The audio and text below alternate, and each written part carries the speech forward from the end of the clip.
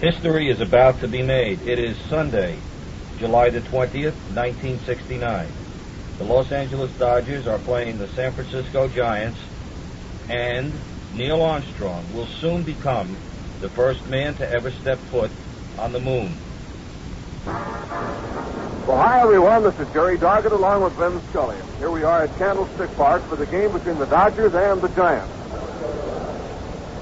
In Candlestick Park today, the Dodgers and the Giants will play the fourth game of the series. And in a short time, the crew from Apollo 11 will arrive on the moon, and we'll have bulletins and stories on that as it does take place here this afternoon. So certainly a momentous occasion in our world history, and we will bring it to you as it occurs.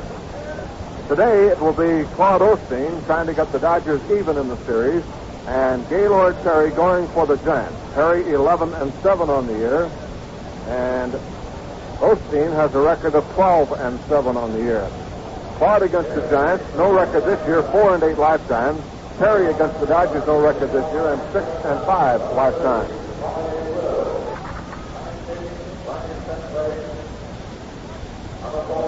Now the batting orders for the game today here at Candlestick Park. Maury Wills will be at shortstop. Manny Mota in center field. Willie Crawford batting third and playing left field. Wes Parker will be at first base batting fourth. Len Gabrielson in right field. Tom Haller will be the catcher. Bill Sudakis at third. Ted Sizemore at second base. And Claude Osteen will be the pitcher. For the Giants, Bobby Bonds in right field. Ron Hunt will bat second and play second base. In center field, Willie Mays. Willie McCovey will bat fourth and play first base. Jim Davenport is the third baseman. Ken Henderson in left field. Hal Lanier at shortstop. Bob Barton will be the catcher. And Gaylord Perry to do the pitching. Perry 11-7. 6-5 against the Dodgers lifetime, and no record this year. Osteen 4-8 against the Giants lifetime. Started against the Giants on July the 12th.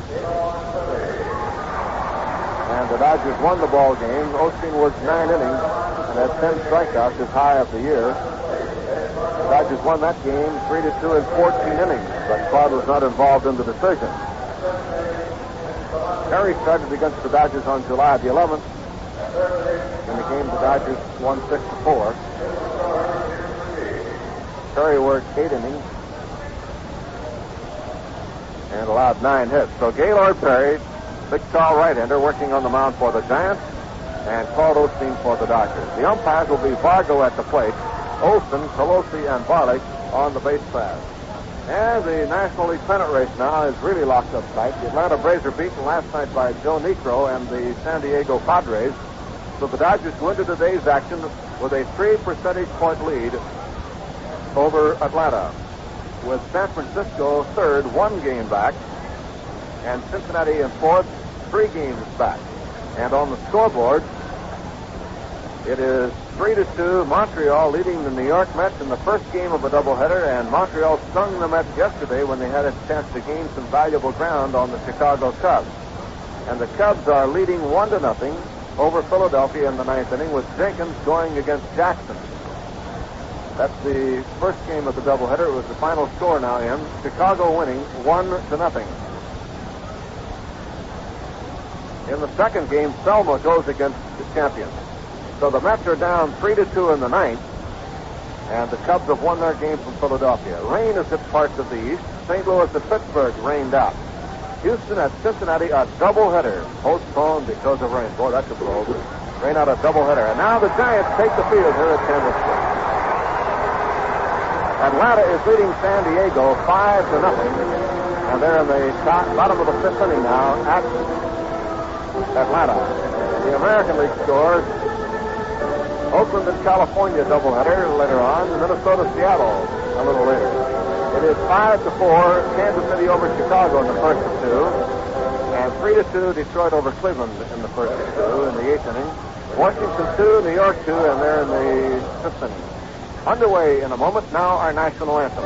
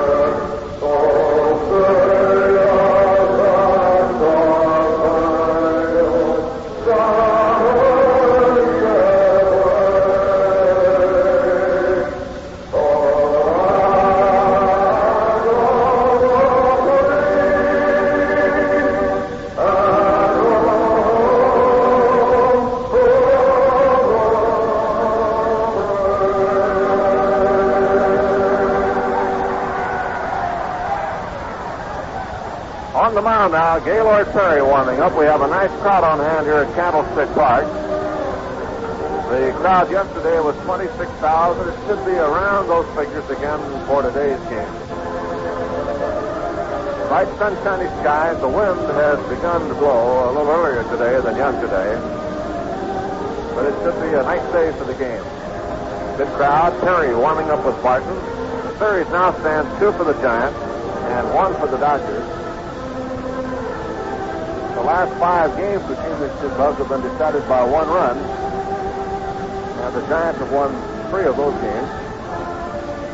The Giants lead the season series 7-4, and they lead here at Candlestick Park 3 games to 2. So the Dodgers have always had problems in this park. Now hope to get their work for the year all even up here, and then they'll come back in September for another 3-game series.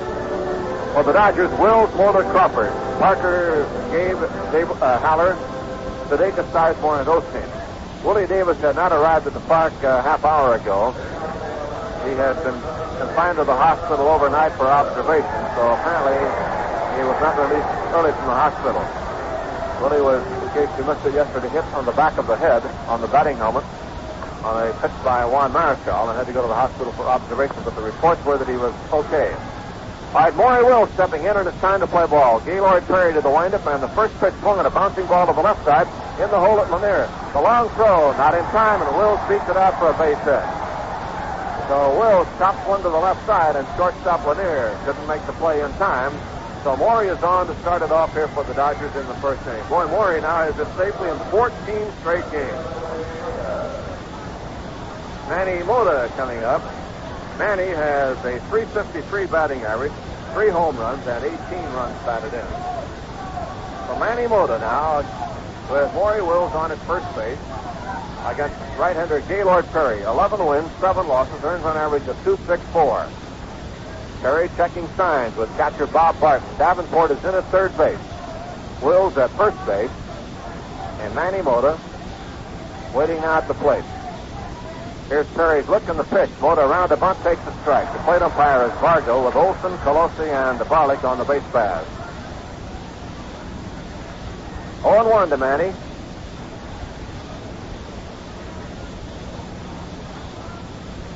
Mota hitting .353, and as a Dodger hitting .379. Perry again out of a stretch. The pitch to Mota swung on a fly ball along the right field line, down in the corner, and it's going to go foul ball. Bobby Bonds is playing in right field today with Mays back in the lineup. This is the first game that Mays has started in the series.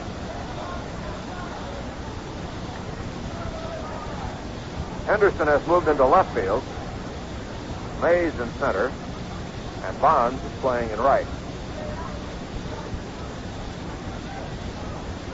Strike 2 count to Manny Mota. Willie Crawford on deck. First inning. The Dodgers send Osteen today against the Giants. Now the pitch on the way to Manny. High for a ball, and it is 1-2. Manny held up. Started to go after a high inside pitch and then fell away. Final score, Montreal beats the New York Mets 3-2 as Waslewski beat Gentry. The Cubs won their first game 1-0. So the Mets, who had a great chance, have lost 2 straight to Montreal. High over his head, and down goes Mota. Ball 2, 2-2. So Manny down and under a high fastball. 2 balls and 2 strikes.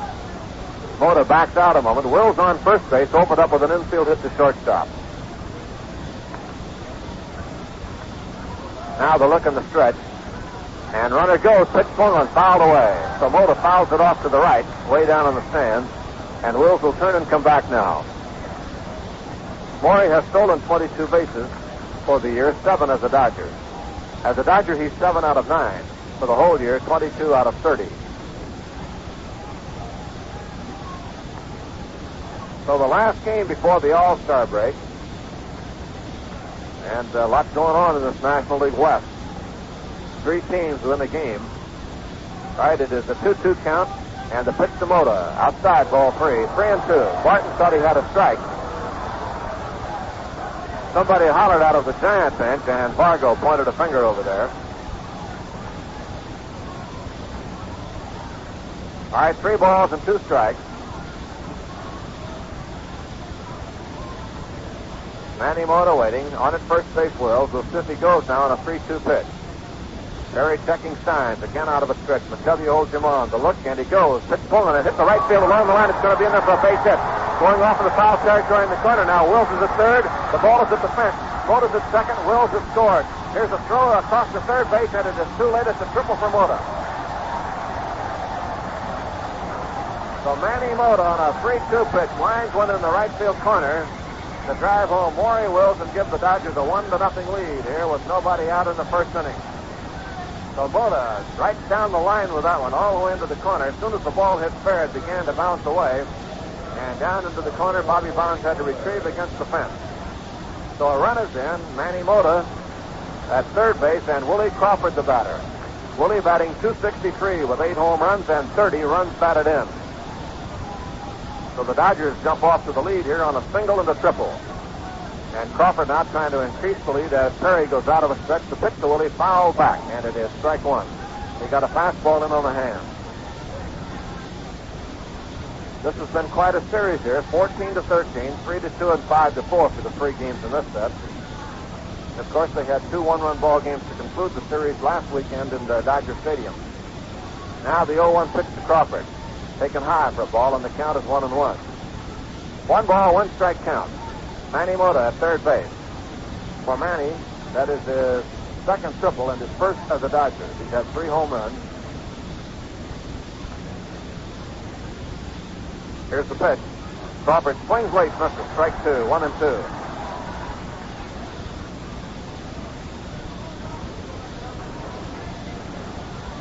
One ball, 2 strikes.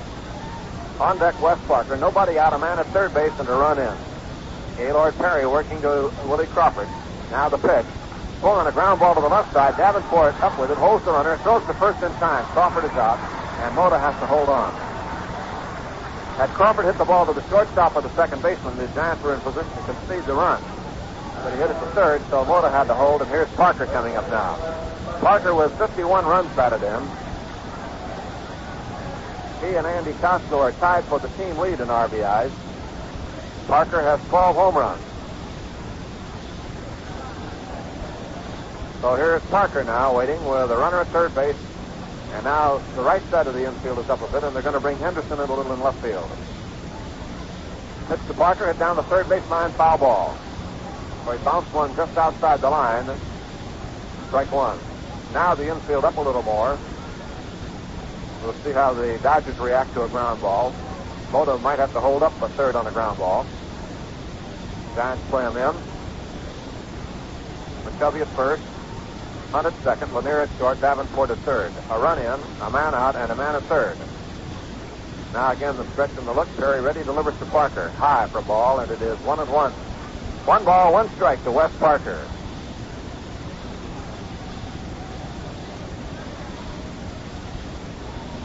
One count. Gabrielson on deck. Now Perry takes off a sign, checks, looks, and delivers to Parker. High and away for ball. 2-1 now to Parker. The Dodgers had several shots at Marichal yesterday, but in the late innings he was especially tough. In the 7th inning, he had the bases loaded with 1 out and kept the Dodgers from scoring another run. And that turned out to be the big difference in the game. Now 2-1 and the pitch on the way. Parker takes high again, ball 3. 3-1. So West started to go looking for a breaking ball, and it stayed up and away, so he held up. 3 balls, 1 strike with 1 man out.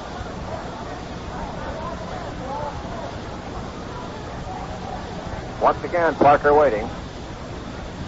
Infield in, outfield straight away on West. 3-1 pitch is outside. He walked him. So Parker draws a walk to first from Perry, and here's Gabrielson coming up now, and we'll see if the Giants now drop back to double play depth. 1 away. Gabe hitting .287, 1 home run and 10 runs batted in. So Gabrielson up now as Hunt and Lanier drop back. So the infield goes back.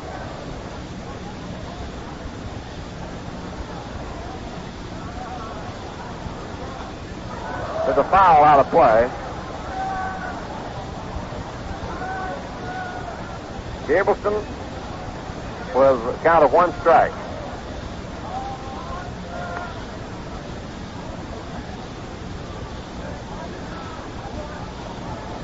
Now the look and the pitch on the way. Gabe takes inside around the 5s, and it is ball 1. 1-1 to Gabe. Parker on with a walk. Load at third base. We're in the 1st inning, and the Dodgers lead the Giants 1-0. Gaylord Perry working. Now the look, check, and the pitch on the way. Pulling a ground ball to right field, a base hit. Here's the run in. Parker goes to second base and stops there. The Dodgers lead 2-0 on a ground single to right by Len Gabrielson. So the run is over, and the batter will be Tom Haller.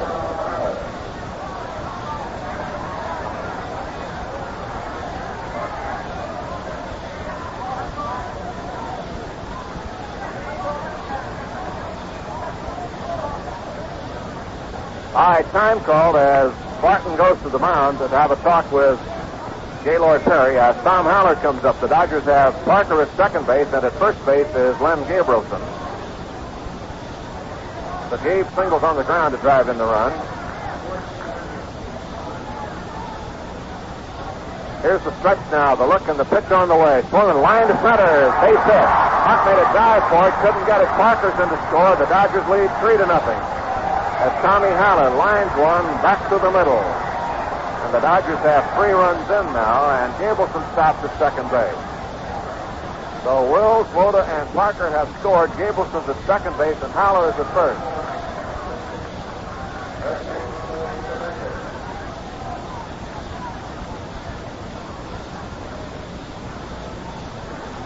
All right, here's Bill Sudakis at bat, hitting .225 with 4 home runs and 29 runs batted in. 3 runs in. The Dodgers have 2 on, and Perry now ready to work to Sudakis with Ray Sudecki in the bullpen for San Francisco. Here's the look and the pitch. Bill takes high with a slider. 1 ball, no strike. So the Dodgers have jumped off to a 3-run lead here against Gaylord Perry. Infield hit by Wills, a triple by Mota, a ground up by Crawford, a walk to Parker, and singles by Gabrielson and Haller.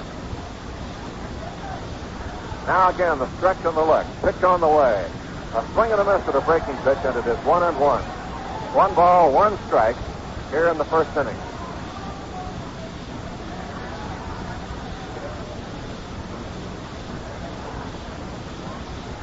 All right, it's 1-1 with 1 out. And here's the look now, and the pitch on the way. Low for ball, and it is 2-1. 2 balls, 1 strike. The game is in the 1st inning.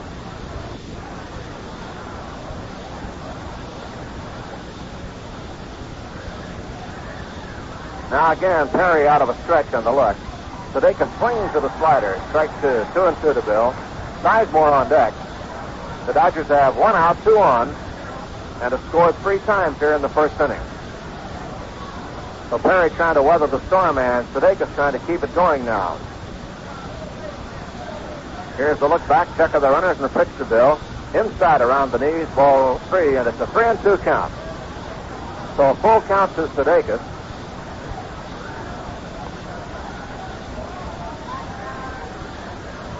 Three balls and 2 strikes. Now Perry ready to work again. Runner's edge off.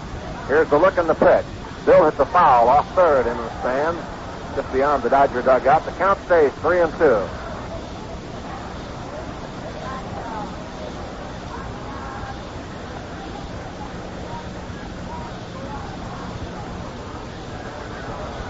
All right, 3-2. Sudakis waiting.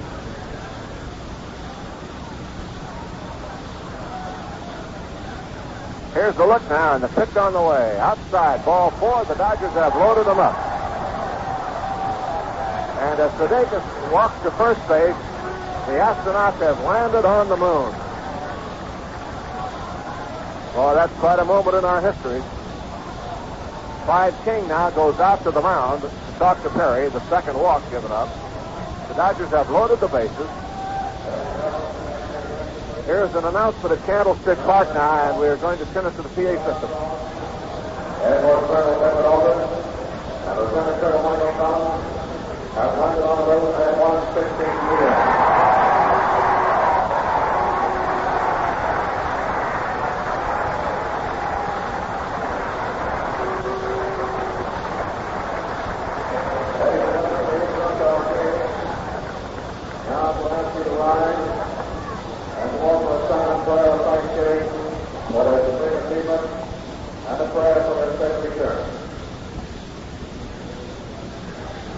Moment of silence here at Candlestick Park in observance of the landing on the moon.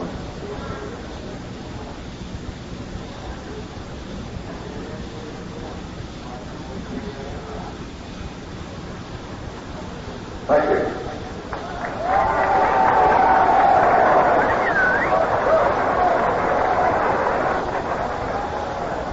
A great moment in our world history. Just accomplished by the 3 astronauts who have landed on the moon. 2 have landed, of course.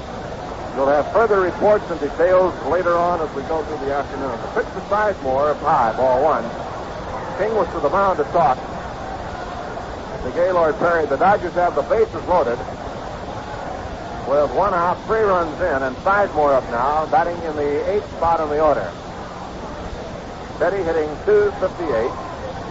Has 26 runs batted in. Perry ready, the look in the pitch. Pulling a drive in the right center field. Barnes coming fast for the ball and makes the catch for the out. Gabe tags and has to hold up as the throw comes through. So Sizemore out on the fly ball to Barnes in short right center. That's the second out and brings up Claude Osteen. So Sizemore's fly ball now deep enough to allow the Dodgers to try to send Gabe in. And here's Claude Osteen coming up.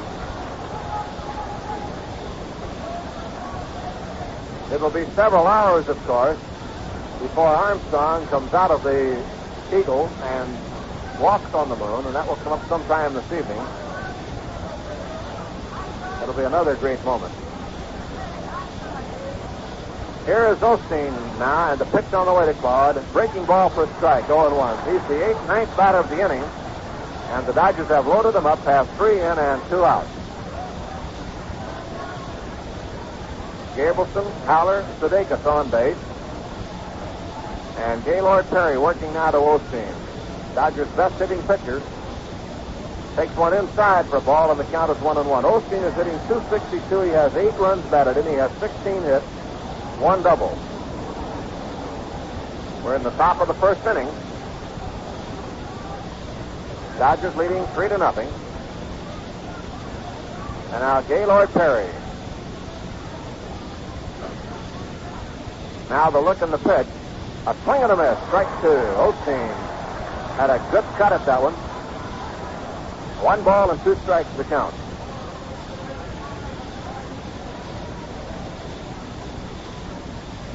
One, 2 count. Osteen waiting. 3 runs in, 3 men on, and 2 men out. Now again, the look and the pitch on the way to Osteen. A swing and a foul coming up just above us, and it is still a 1-2 count. Must have been a good catch up there over our heads.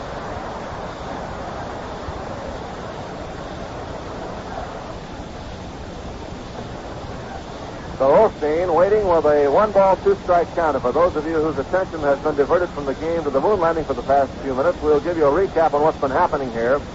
With Osteen at bat, a 1-ball and 2-strike count with 2 outs. Pitch on the way. Half swing low for a ball, and it is 2-2. In the inning, Wills hit a bouncer to shortstop and beat it out for a base hit. Mota tripled to right field to get a run in. Crawford bounced out to third, and Mota had to hold. Parker walked. Gabrielson and Haller singled to get 2 runs in. Sudakis walked to load the bases, and Sizemore flied to right. And Osteen is at bat now with a 2-2 count. Here's the pitch.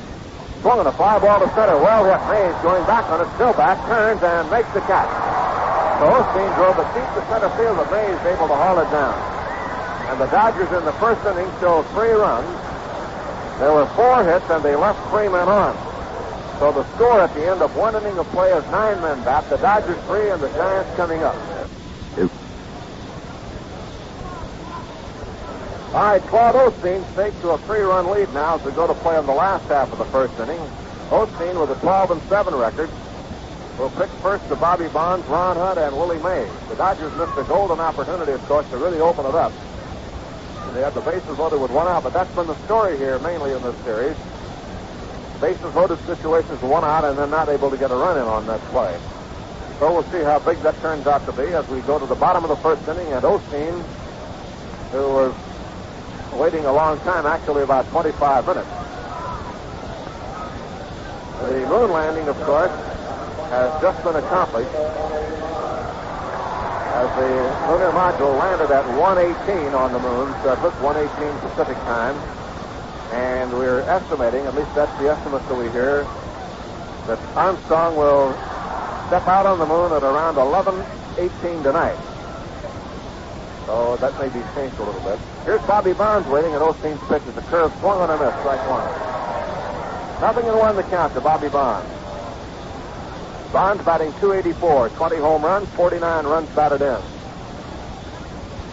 Osteen sets, delivers. Fastball is inside, and it is 1 ball, 1 strike.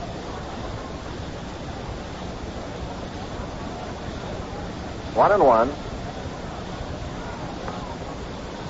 Bonds batting in the leadoff spot with Mays back in action. Curve is low and inside for a ball. Osteen was not involved in the decision his last start against the Giants.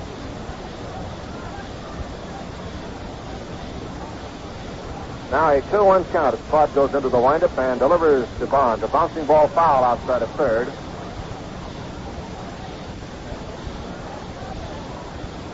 Claude pitched last in Houston.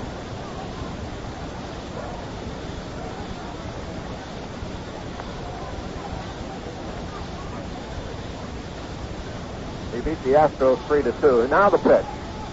Fouled away as Bonds tried to check his swing from a breaking ball.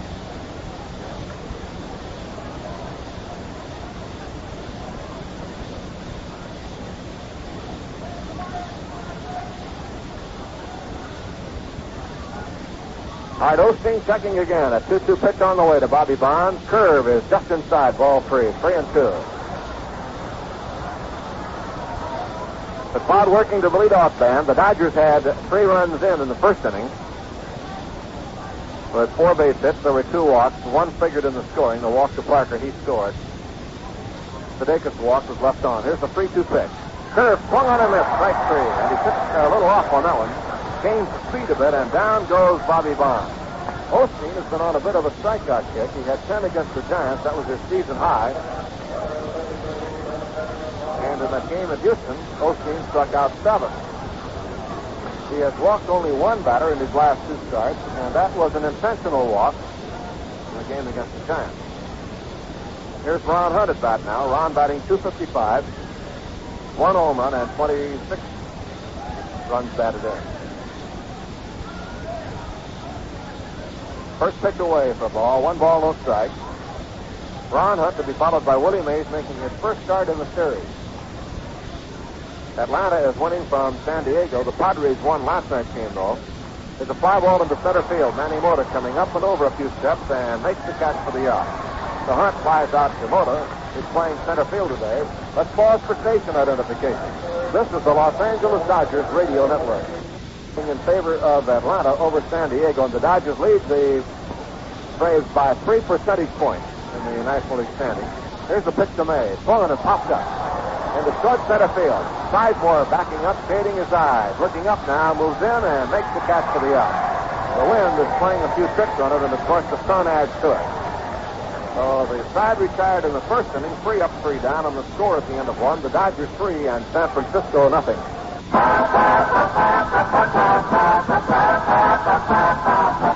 cash. Play Beat the Dealer at Union 76 every day of the week. Play Beat the Dealer. Participating 76 station.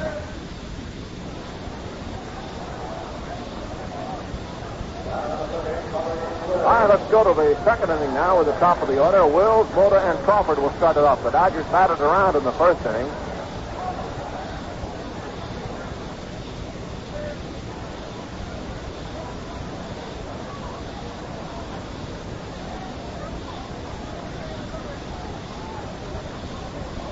Wills takes the first pitch inside. 1 ball and no strikes to Maury. Manny Mota on deck and Willie Crawford to follow. 3-0 Dodgers leading as Gaylord Perry checks the sign. Now the right-hander ready and the pitch on the way to Maury. Taken low for a ball. Wills now sits safely in 14 straight games. That matches he's gone by Andy Costco's club high. Wills batting .390 during the streak. Here's the 2-0 pitch to Maury. Strike on the corner, 2-1.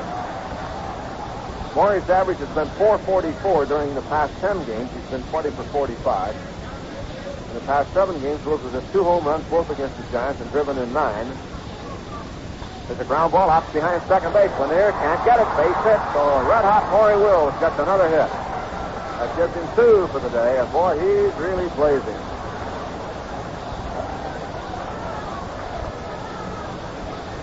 Wills now is 16 for 36 against the Giants, who's joining the Dodgers. Manny Mota coming up now. And Ray Sudakis begins to throw again down in the Giants bullpen.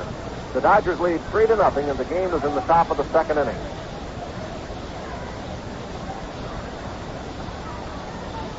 Manny Mota bats, second inning.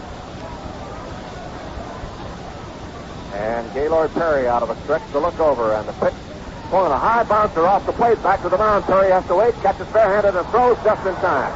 Perry played it the only way he could. Had he caught it in the glove and thrown, he would not have made it.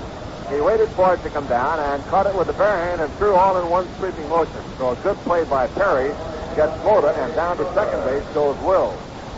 So Wills able to advance on the ground out by Manny, and it brings up Willie Crawford, who grounded out to third his first time up. Crawford batting .263 with Wills on at second base here in the second inning. Crawford has 8 home runs, 30 runs batted in, delivers a swing and a miss at a hard one.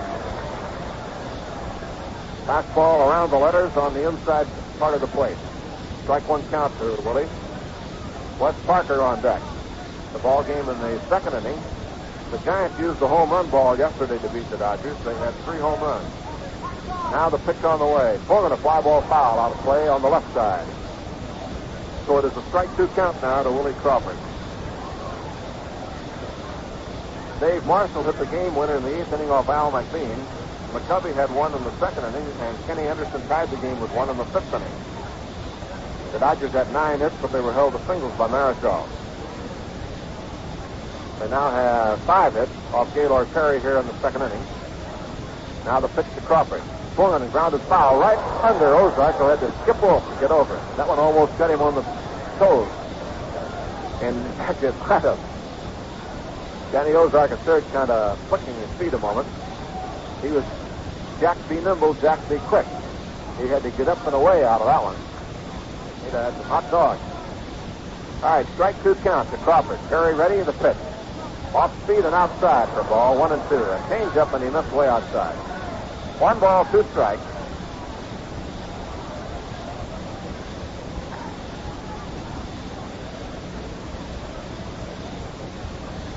One and 2. Again, Wills off second base. Now the look and the check by Perry, the pitch. Willie hit the foul off third, out of play in the stands. Down behind the Dodger dugout. 1 ball, 2 strike count. The ball game is in the second inning from Candlestick Park.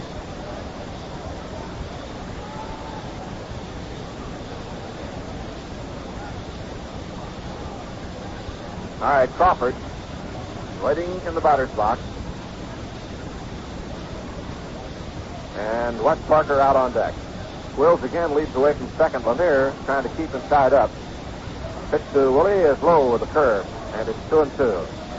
With the left-hand hitter up there, Hunt ignores Wills. He's pulling up the right side, but Lanier shades over towards second base. The outfield swung a little bit to the right against Willie Crawford. Willie goes to left quite a bit, but they play him around just a shade. All right, it is 2-2 count. Now the look, and here's the pitch. Swung on a miss, strike 3. So Crawford goes down on strike. Hardman got it. That's the first strikeout for Perry. And with 2 outs, Wes Parker coming up. Final score, Detroit beat Cleveland 3-2 in the first game of the doubleheader. Leisure, the winner, and Stan Williams, the loser. Stan now has a 3-10 record. To repeat, Montreal beat the Mets in the first game, and the Cubs beat Philadelphia in the first game. A lot of rainouts in the eastern part of the nation. Parker takes a high slider for a strike, 0-1. The rainouts were at Pittsburgh. St. Louis and Pittsburgh, a single game rained out, and Houston, Cincinnati, a doubleheader rained out. And Atlanta's really pounding San Diego now, 9-0 in the 7th inning. Cepeda home run, the 6th. There's a breaking ball for strike 2 to Parker. Cepeda getting his 14th with 2 men on in the 6th inning. But the Padres beat them last night 6-1 behind Joe Niekro. Wes Parker waiting. Here's the pitch on the way. High inside for ball. 1-2. Wills opened up with a single. Took second on a bounce out by Mota. Crawford has struck out, and now Perry pitching to Parker. Dodgers left the bases loaded in the first inning, but they scored 3 times, so they lead 3-0. And Perry set. 1-2. Pitch on the way to Parker. Outside high again. Ball 2. 2-2 now.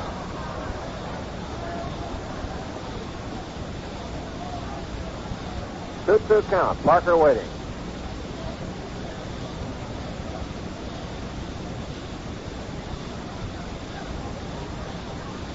Now again, Perry checking signs. The windup and the pitch on the way. Curve low, ball 3. Parker walked his first time up and then scored on the base hit by Tommy Haller.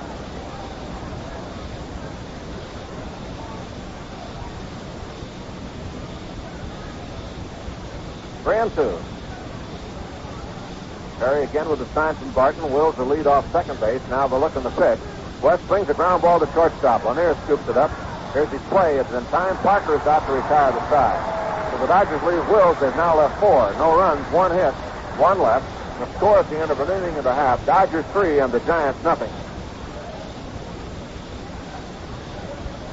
Now we go to the last half of the second inning. The Giants starting with McCovey, Davenport, and Henderson against Claude Osteen. McCovey, 29 home runs, 77 runs batted in, hitting .325. McCovey, Mays, and Marichal will go to the All-Star game to represent the Giants. The Dodgers will have only Bill Singer. Now Osteen, set to go to work, getting a sign from catcher Tommy Haller. The windup, and here's the pitch. Swung on it, popped up on the left side. Wills calling for it, also Sudakis, but it's Maury. Watch it now, and Maury now makes the catches. Osteen finally went out to direct traffic, as both Sudakis and Wills were following the flight of the ball. So finally Osteen went out and called for Wills to handle it. So McCovey pops up to shortstop Maury Wills, 1 away, and Jimmy Davenport the batter. This is kind of away from the pattern usually set by Osteen. All of the outs except the strikeout have been on balls hit in the air. Usually Osteen has a lot of ground outs. There's a pitch to Davenport for a strike, 0-1. But now we've had 2 pop-ups and a fly ball. Actually, Hunt's ball was a fly ball into right center. Curve is a little low to Davenport, 1-1. Jim has had some key hits in this series, hitting .269 with 2 home runs and 27 runs batted in. Veteran third baseman Jimmy Davenport. Now the windup and the 1-1 pitch. Curve high, outside, ball 2-1. The game is in the second, and it is 3-0. The Dodgers lead. Sent 9 men up in the first inning and got 3 of them home. Fourth game of the series, the Dodgers trying to even it out. Now the 2-1 pitch. Fastball away, ball 3-1. Osteen, as we mentioned earlier, has had excellent control. He's walked only 1 batter, and that was intentional in his last 2 starts. It is 3-1. Now the windup, and here's the pitch. High, he walks it. So Davenport draws a walk. That brings up Kenny Henderson. Ken hitting .221 will turn around now and bat from the right side. He's a switch hitter. He had a home run yesterday to tie the game. It came with Davenport on base in the 6th inning. He hit it off Don Sutton in the 5th inning.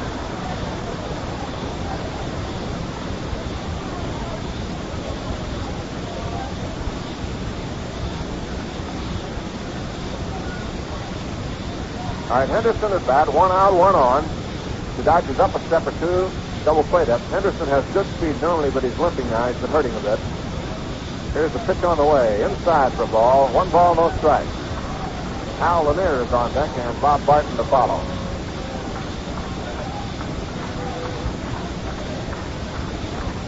The Dodgers, Braves, Giants within 1 game, and the Reds not far back, 3 away. Here's Osteen ready, and the pitch. Ground ball out toward short. Wills there, goes to the bag, throws to first, easy double play.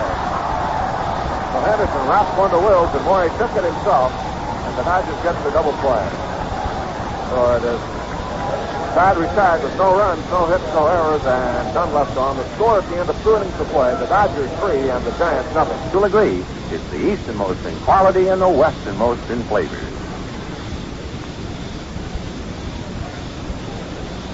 So the third now was Gabrielson, Haller, and Sudakis to face Perry. Gabe singled the drive in a run his first time up.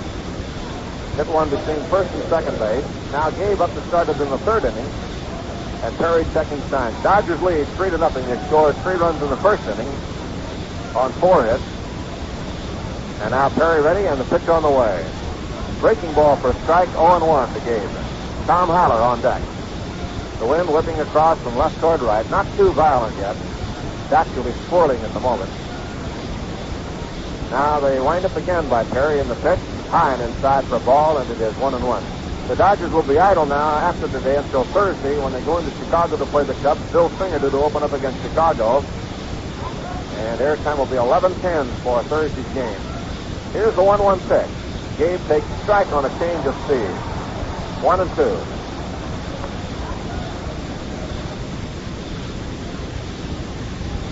One ball and 2 strikes. There's a ground ball to the right side. Hunt on the outfield grass, up with it on 1 bounce and throws into first base in time. Nice play by Hunt, going way out into the outfield to take that ball as it came off the edge of the dirt and hopped up to him. So Gabe is thrown out on a good play by Ron Hunt. Here's Tommy Haller's bat. He hit one back to the middle for a base hit first time up.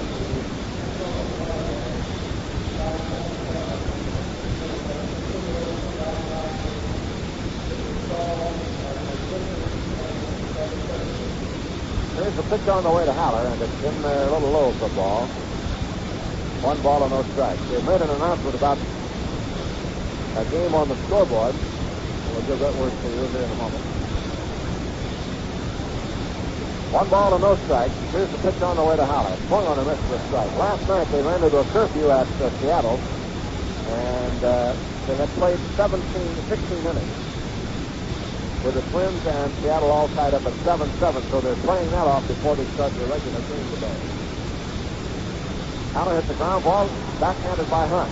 Up with it, makes the play in time, and Haller is out. So Hunt goes to his right that time. After going far to his left to get Gabrielson, he comes back the other way to get Haller.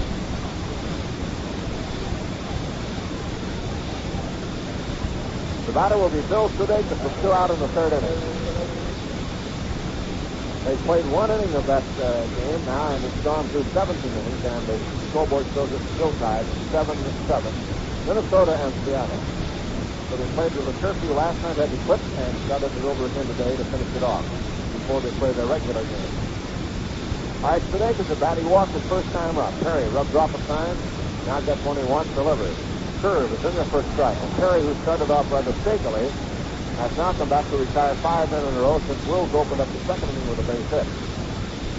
So Gaylord, who's a fine pitcher, off to a slow start, but now trying to square it away. Breaking ball low, and it's 1-1. Ted Sizemore on deck. Dodgers 3 runs, 5 hits, no errors, and the Giants no runs, no hits, no errors against Claude Osteen. Gaylord Perry pitching to Bill Sudakis. Down he comes. Slider for strike, and it is 1-2.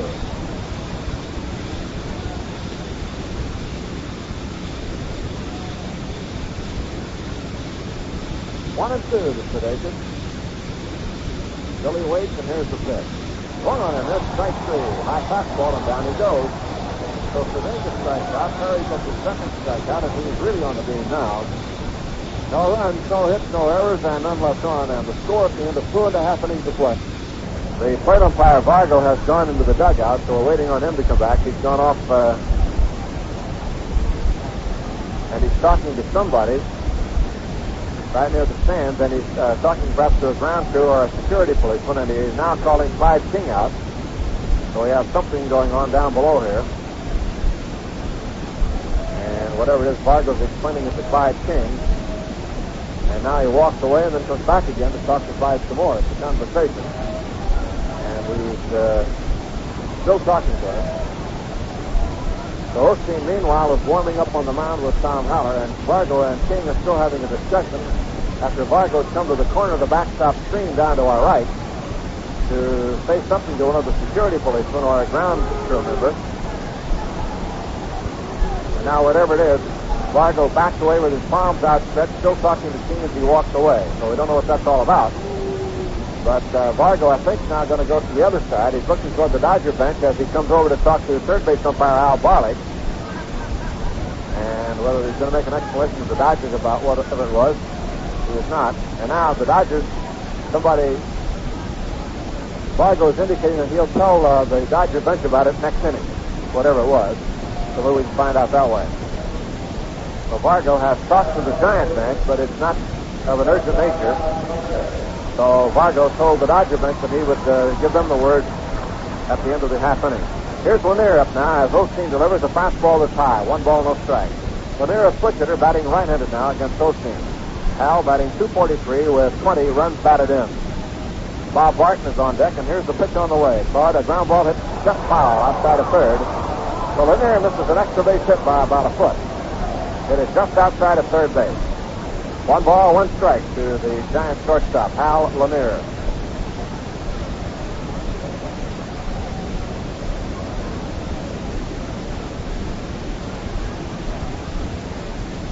One and one.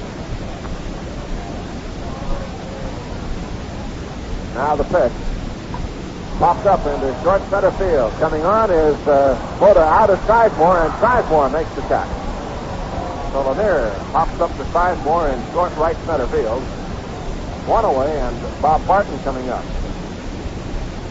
Only 1 ground ball thrown up by Osteen so far. That turned out to be a double play ball hit by Ken Henderson. So here's Barton, 177 batting average, and Claude would like to get the Giants to start hitting the ball on the ground, I'm sure. Although he's leading 3-0 and pitching well here in the third inning. 1 away, wind up and pitch.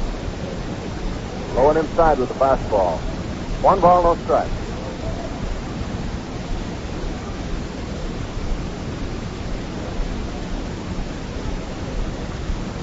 There's a grounder, 1 hop by Sudakis. Scoops it up and throws across the time. Good play by Bill. He kind of gave that one the Olay off to the left. Came up with it in the glove and flipped across the partner. Throw away, and here's Perry coming up. Gaylord Perry, the pitcher. Gaylord has 6 hits and 60 trips to the plate. That's an even 100%. A 100 average. And he has 1 run batted in. So Gaylord Perry, right-handed hitter, up now against Osteen with 2 outs in the third inning. Odd set. Wind up in the pitch to Perry. Up high for a ball. 1 ball, no strike. It is 1-0. Osteen Osteen delivers, and a swing of a long fly ball to left center field, way back. This one is well hit, going and gone. Perry hits a home run.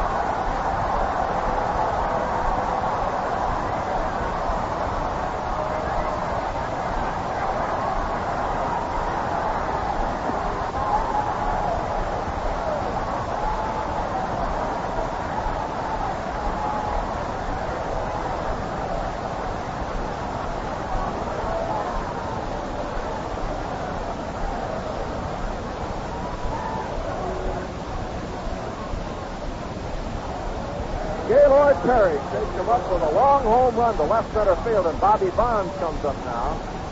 So Perry, who had only 6 hits and 60 at bats, hits a fly ball deep to left center field. He really hit it. And the Giants are on the scoreboard on Perry's home run. 3-1 now, and here's Osteen to Bonds, ball 1.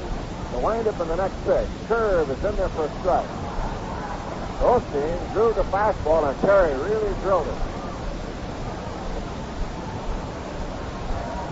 1 ball and 1 strike. Bonds waiting, so the Giants are back to playing home run ball again. Here's the pitch. Up high for a ball, and it's 2-1. That is the first home run of Perry's major league career.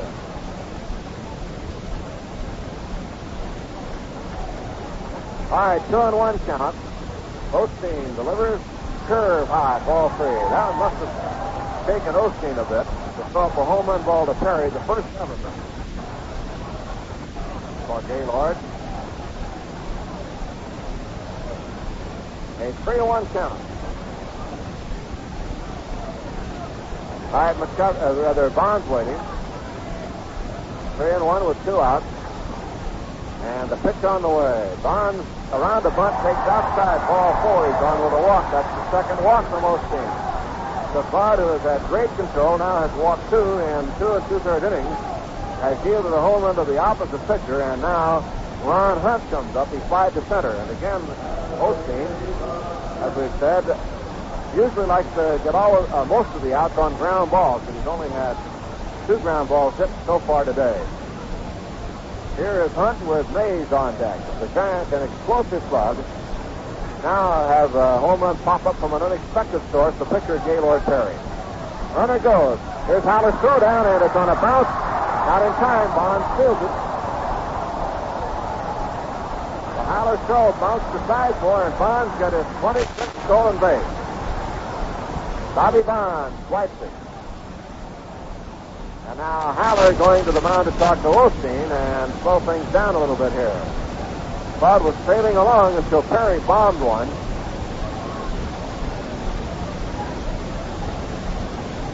That was the 12th home run given up by Osteen in the 180 innings, plus today's game.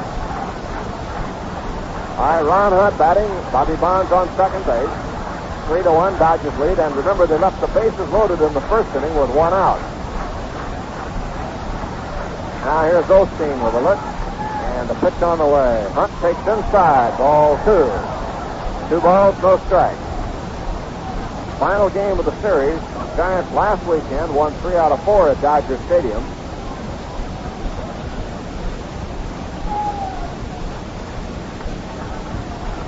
All right, Ron Hunt.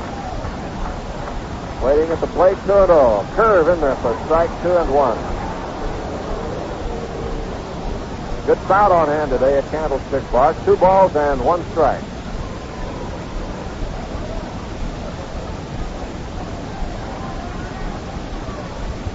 Turn 1, 2 outs.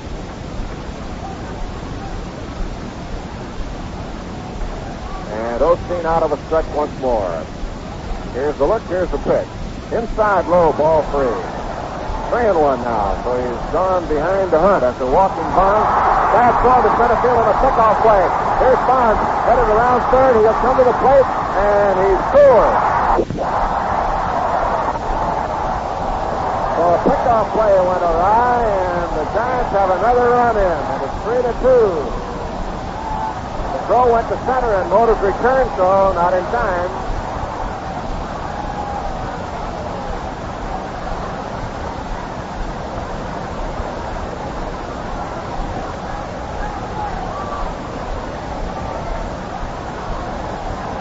No one was covering, and we'll see who the error is on. It's going to be charged against Osteen, as the Dodgers were charging covering at second base as Osteen whirled the throw. And here's Hunt at bat now with 3-1 pitch. Swung on a fly ball to deep left field. Back goes Crawford. Back to the fence. Takes the catch right in front of the fence. And the inning is over. But the Giants go with 2 runs on 1 hit and 1 big error. The error charged against Osteen, although no one was covering on the pickoff play. And we've played 3, and then Scully will be along with more play-by-play as we go to the 4th. At the end of 3, it is Dodgers 3 and Giants 2.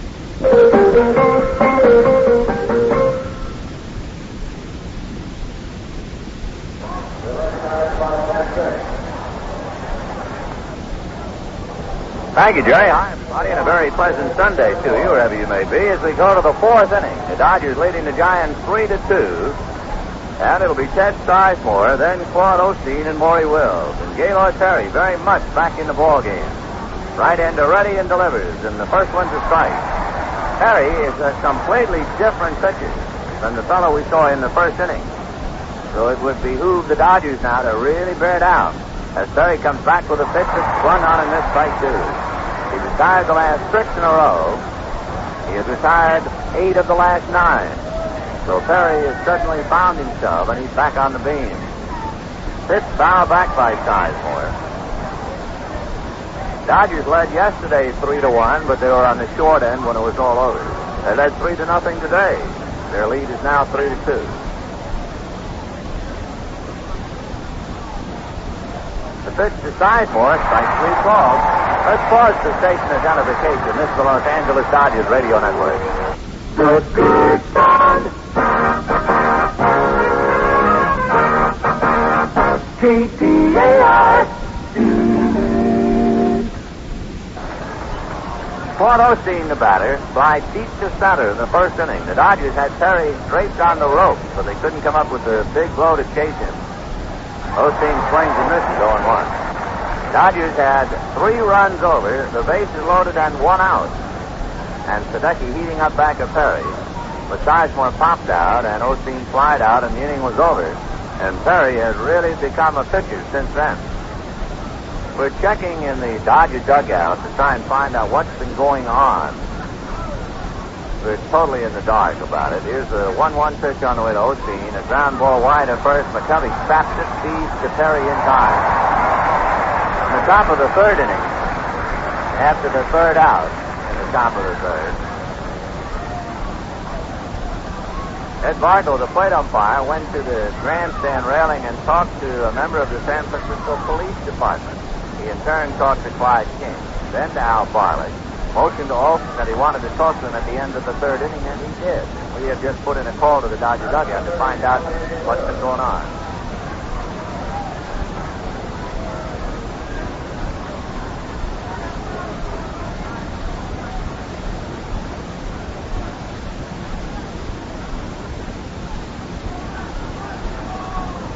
Two down here in the 4th inning with the Dodgers leading the Giants 3-2.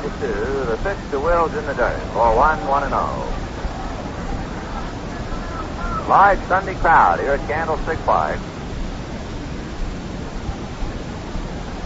Now Perry into the windup, and the 1-0 pitch on the way is a bounce to McCovey, and that's that. He goes to the bag. So at the end of 3.5 innings, it is Dodgers 3, Giants 2.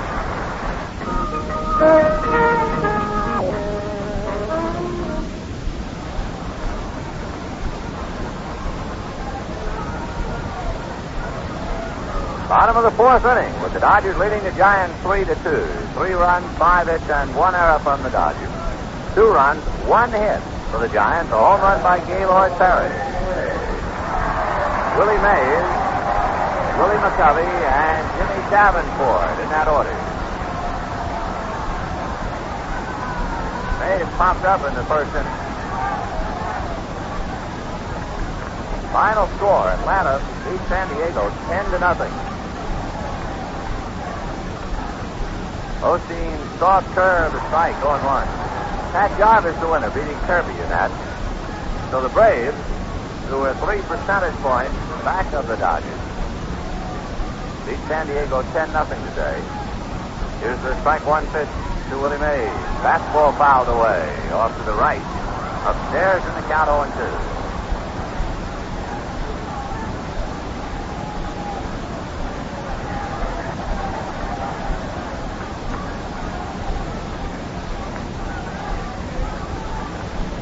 No balls and 2 strikes to Mays.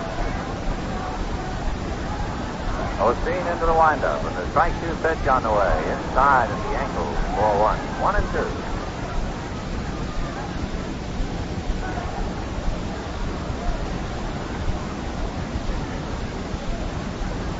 Now the 1-2 pitch on the way. In the dirt again with a curve right at Willie's right foot. On deck, Willie McCovey. 3 runs, 5 hits, and 1 error for the Dodgers. They did all the scoring in the first inning, but since then, the last 9 in a row have been retired like Perry. Here's a 2-2 pitch on the way. Same spot in the dirt at his right foot. But this time, Mays asked Barker to look at the ball. 3 consecutive pitches it's been in the dirt.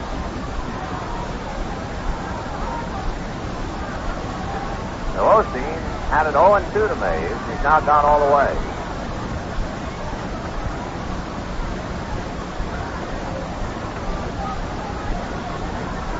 3-2 pitch to Willie.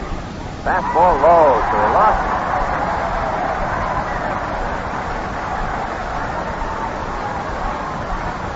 A point to be brought up about Osteen. He has made 23 starts this year, and he has not walked more than 3 batters in any one of those 23 starts. That walk given to Willie Mays is his 3rd today, and we're only in the 4th inning. And here is McCovey.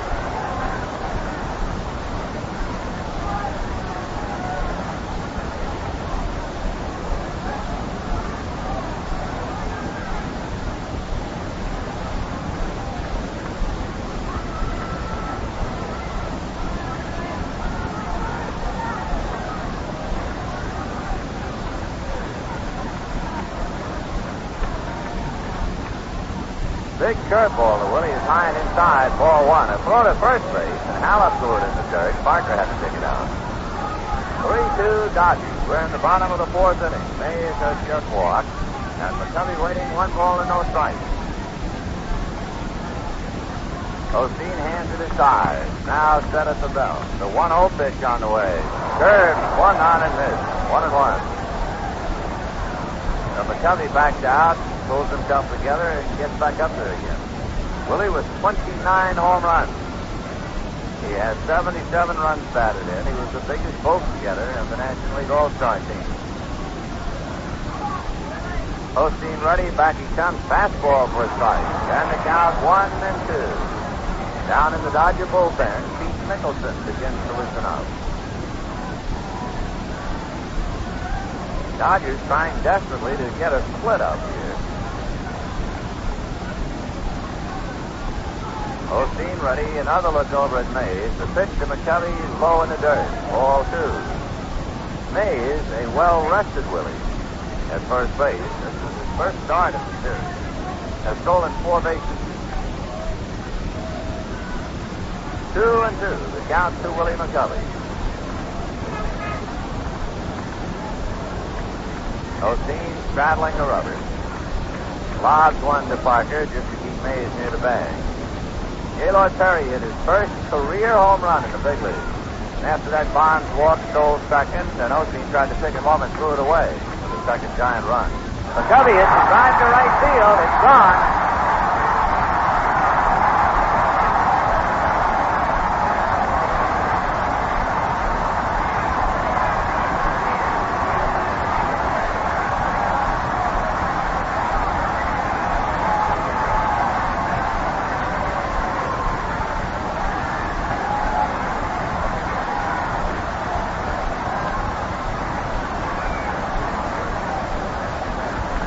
Claude Osteen got a ball up and into McCovey, and he hit it out over the right field fence. And the Giants have passed the Dodgers. That home run for McCovey is the 9th Giant home run in this 4-game series. There's a ground ball to Sudakis. Bill Glove goes to first for the out. But 9 home runs in the 4 games. The Dodgers have hit but 2. So the Giants, down 3-0 in the first inning, are leading 4-3, and the Dodgers really have their hands full now because Perry just looks tougher and tougher. Final score in the American League: Boston beat Baltimore 6-5. Cope over Cuellar. So Osteen having a bad time with control, and he has really had to pay the bill. Claude now, giving up 2 home runs today, has allowed 13. That would be second on the staff. His Singer's 14.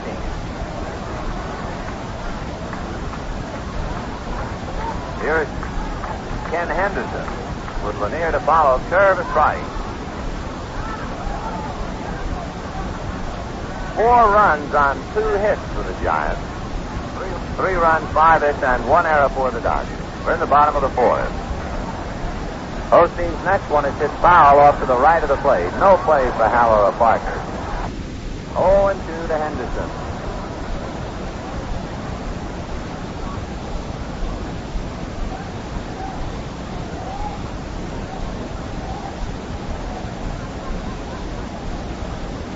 Four and 3 in favor of the Giants. We're in the bottom of the 4th. Dodgers got 3 in the first inning. Giants got 2 in the 3rd, and they scored twice here in the 4th.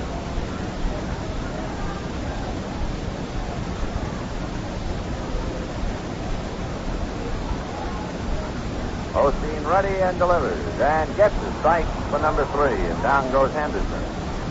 That's the second strikeout for Claude Osteen, and brings up Hal Lanier.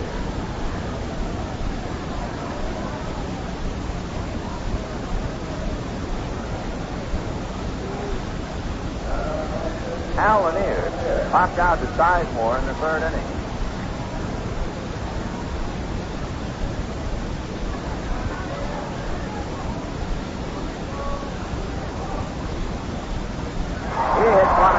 Field for a base hit. Mota up with the ball and gets it back in. So a 2-out single by Lanier, and that'll bring us catcher Bob Barton. Atlanta won 10-0.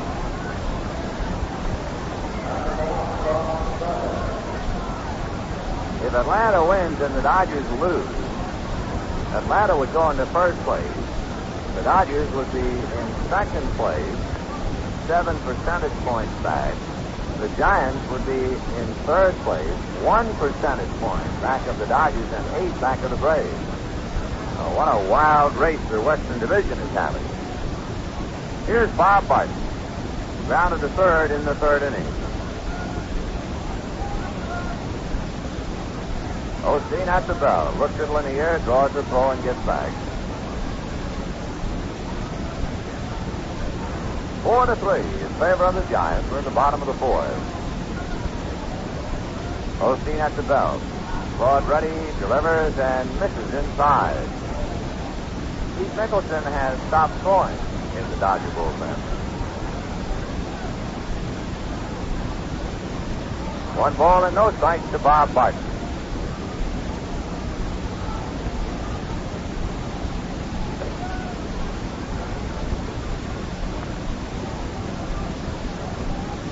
Osteen ready. Claude comes back with a fastball bunted up along 3rd base. Right at the bag. No play for Sudakis.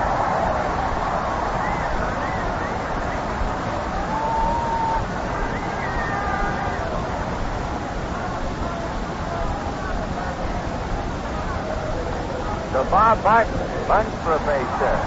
And the batter will be Gaylord Perry.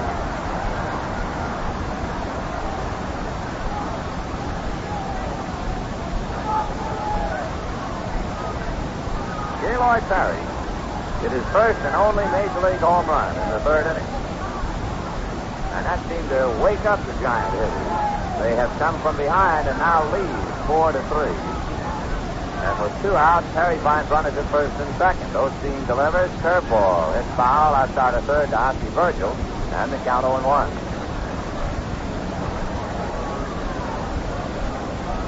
4 runs, 4 hits for the Giants. 3 runs, 5 hits for the Dodgers. The difference, and we've seen that difference all through the series. Home runs for the Giants. They've hit 9 of them in the 4 games. The Dodgers have but 2. Strike 1, fastball is low. 1-1.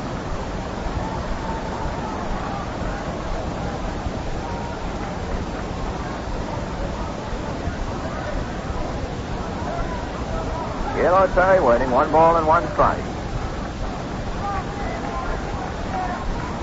Osteen at the belt. Checks the runners in the 1-1 pitch. Breaking ball over. Strike 2. 1-2.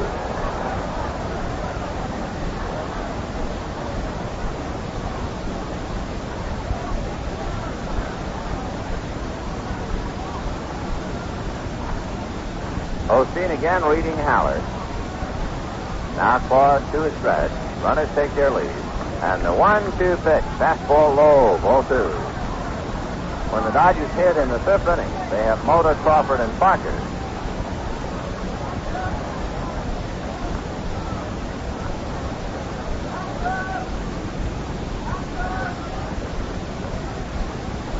Two and 2. The count to Gaylord Perry.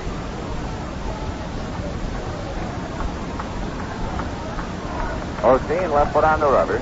Now Claude ready. Lanier at second base. Barton at first. 2 out. 2-2 pitch. Low, ball 3.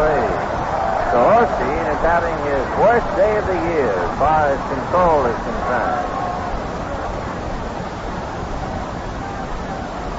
He got all the way with 2 outs to Perry, so the runners will be going. On deck, Bobby Barnes.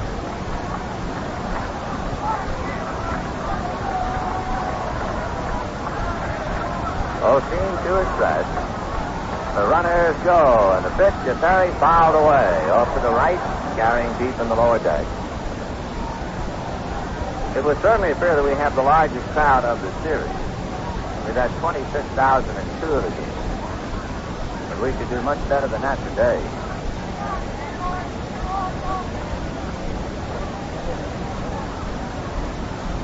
So 3-2 to Gaylord Perry. Osteen ready. The runners go, and the pitch is another up along third. Stop play. Osteen has to hurry and gets him. So Gaylord Perry is snipped at first base. The Giants get 2 runs, 3 hits, 2 left. At the end of 4. Giants 4, Dodgers 3. In the 5th inning, Manny Mota, Willie Crawford, and Wes Parker in that order. Mota tripled to right to drive in Widow, scored on a base hit by Gabrielson in the 1st inning, but that's when the Dodgers were swinging easy against Perry. It's the other way around now. Perry has retired the last 9 in a row, 11 of the last 12. So Mota 1 for 2 as we start the 5th inning. 4-3 Giants. Dodgers scored 3 in the 1st inning. The Giants got 2 in the 3rd and 2 in the 4th to take the lead. Perry looks in to get a sign. Mota waiting. Gaylord ready and delivers. And the first one is high. Ball 1. 1-0 the count.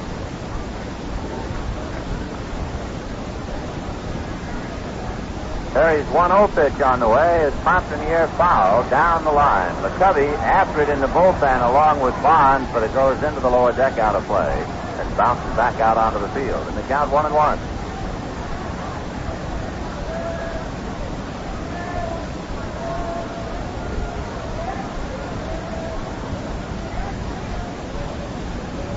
One and 1 to Manny Mota.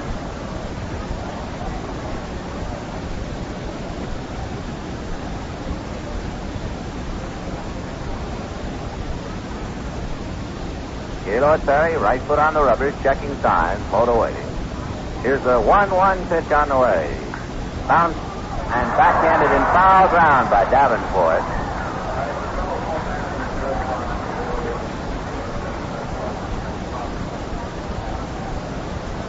The Mota fouled it off, and the count 1-2.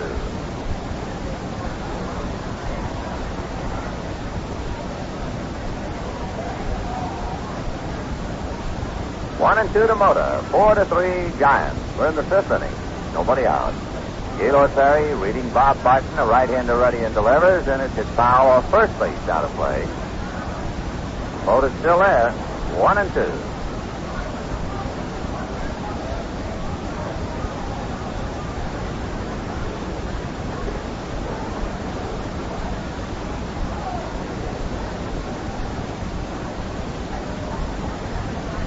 Now the 1-2 pitch on the way. Perry's fouled off again.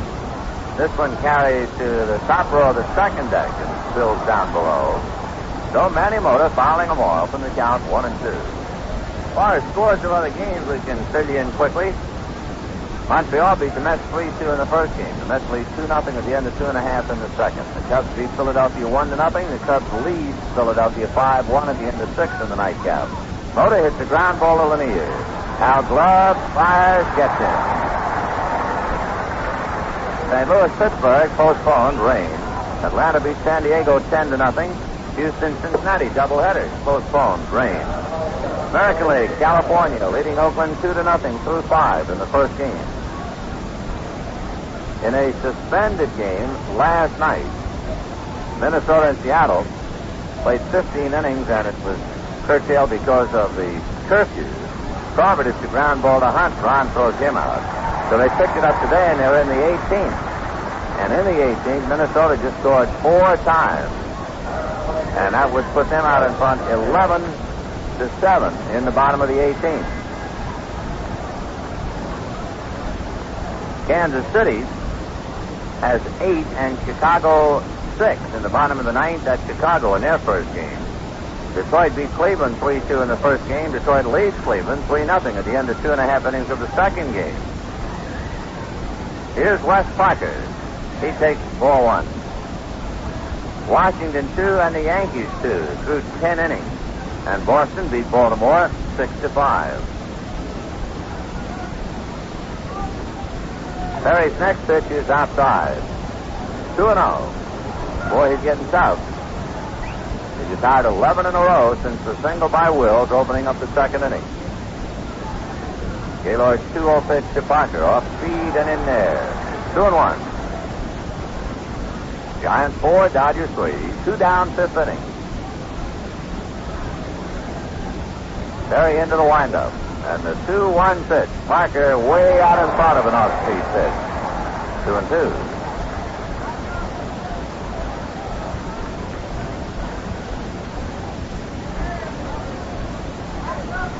Now the 2-2 pitch. Perry swings to the windup and delivers another change. Perfect. Strike 3 call. And that'll do it. So Gaylord Perry is really on his game now. And at the end of 4.5 innings, Giants 4, Dodgers 3. Bottom of the 5th inning, Giants leading 4-3. Claude Osteen getting ready to pitch to Bobby Barnes, Ron Hunt, and Willie Mays. This ballgame has taken a drastic change.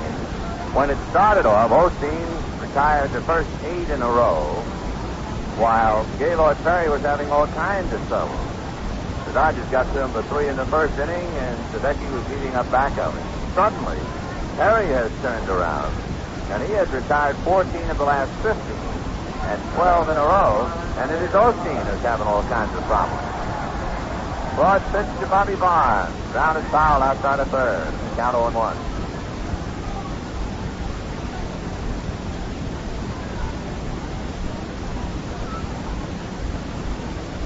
Barnes struck out and walked.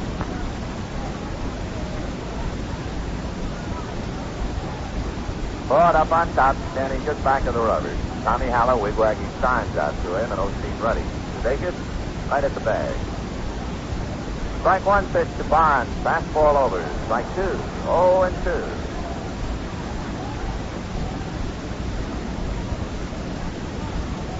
All-Star game on Tuesday. So after today, both leagues will be quiet as far as their own league play is concerned until Thursday. Pitch inside 1-2. The Dodgers will pick up and go after the Cubs Thursday.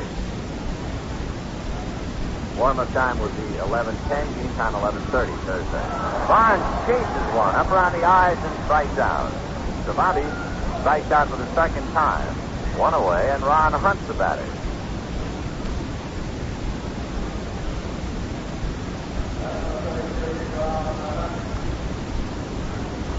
For Osteen, his third strikeout.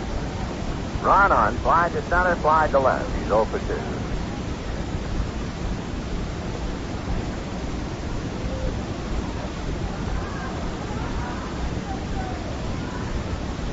Hunt, right-hand batter, and Osteen ready to come to him. Starts him with a breaking ball, but it's a little high and outside. Ball 1.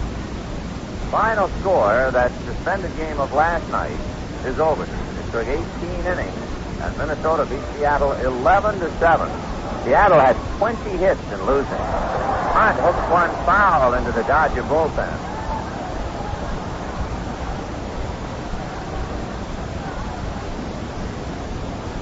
Winning pitcher Perry, that's Gaylord's brother Jim. Gellner the loser. By the way, the official time of that game, are you ready? 5 hours and 41 minutes. Here's the 1-1 pitch. Curve, line drive, foul down in the bullpen. Johnny Purdon retrieving it. 1-2.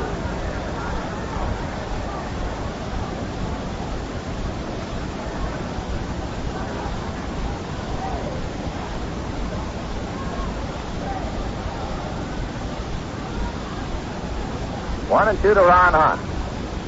4-3 in favor of the Giants. Bottom of the fifth inning, one out, bases empty. Willie Mays on deck. Osteen's fastball fouled away. Down to Ossie Virgil.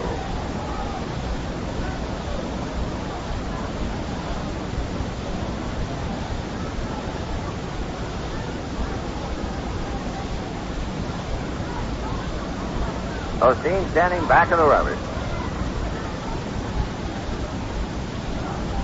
Now his pitch, breaking ball, is hit to Wills. Maury gloves it, straightens up and throws him out. 2 down, Mays coming up. Let's pause for station identification. This is the Los Angeles Dodgers Radio Network. The Good Side. KTAR.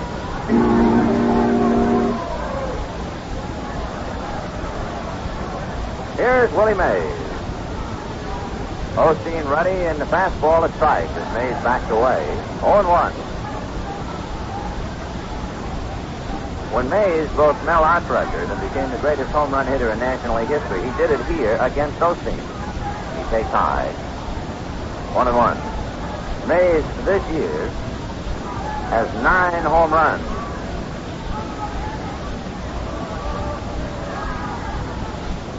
Here's the 1-1 pitch inside ball 2. So Willie now has 596 home runs in his career. 596.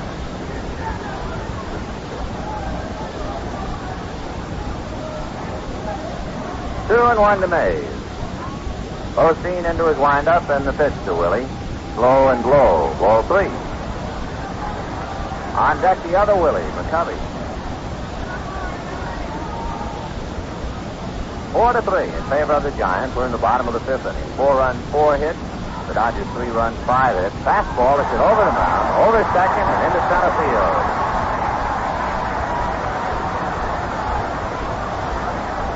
The Mays singles, and here's McCovey. McCovey got a pitch up and in and hit it out. That was back in the 4th inning with Mays aboard. And it gave the Giants the lead they presently enjoy, 4-3. In the 2nd inning, McCovey popped up. Have a modified shift on. Sizemore is on the grass, and Wills not quite, but almost behind second base. McCovey waiting, and Osteen delivers in the dirt, one-handed by Haller. 1 ball and no strikes. The Willie McCovey Marching and Chowder and Baseball Retreating Association has gathered in right field. He's hit 30 this year. Now the 1-0 pitch on the way to McCovey. Osteen delivers high and inside, and McCovey started his swing and just did hold up. Ball 2. On deck, Jimmy Davenport.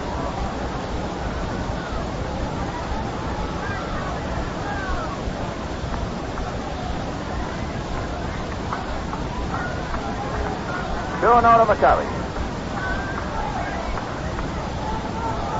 Mays hops off first. Willie has stolen 4 bases this year. He's been caught twice. The 2-0 pitch to McCovey is low. Ball 3.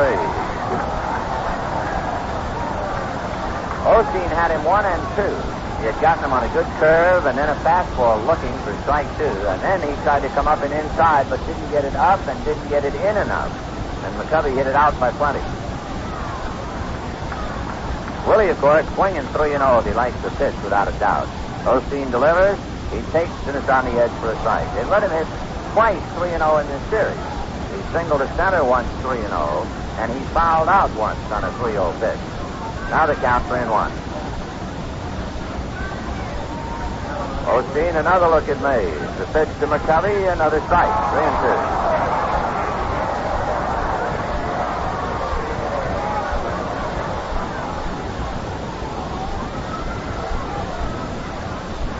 That base hit by Mays is a rather historic one in his career. He is now tied with Zach Wheat for 16th place on the all-time list.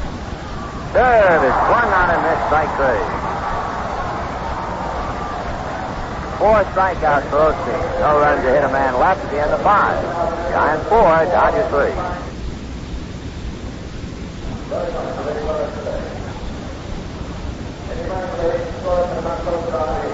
To the 6th inning here at Candlestick Park. 4-3 in favor of the Giants. They have 4 runs, 5 hits, and no errors. Dodgers 3 runs, 5 hits, and 1 error. Len Gabrielson, Tommy Haller, and Bill Sudakis in that order.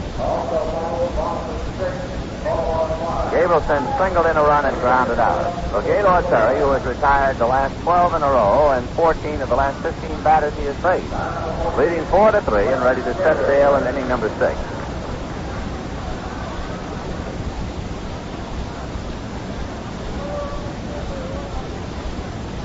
Perry looks into Bob Barton to get a sign. Now Gaylord into the windup, and the pitch to Gabe is fouled to the screen. 0-1.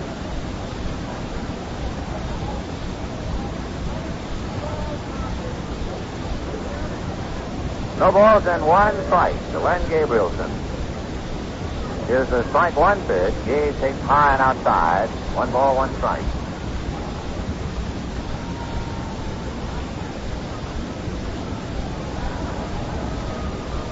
Tommy Haller in the on-deck circle.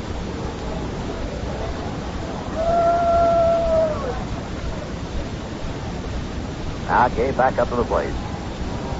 Perry ready and delivers. And Gabe, it's a one-hopper knocked down by McCovey. Scampers after it and then has to hold on to it as Gabe slides into first base without a play. Ball was hit hard, but it was hit right at McCovey. So we'll wait for the scorer's judgment on it as whether he feels Willie should have made the play or not. For Gabe, he was hitting .287 at the start of the game. And now they flash error charged to McCovey.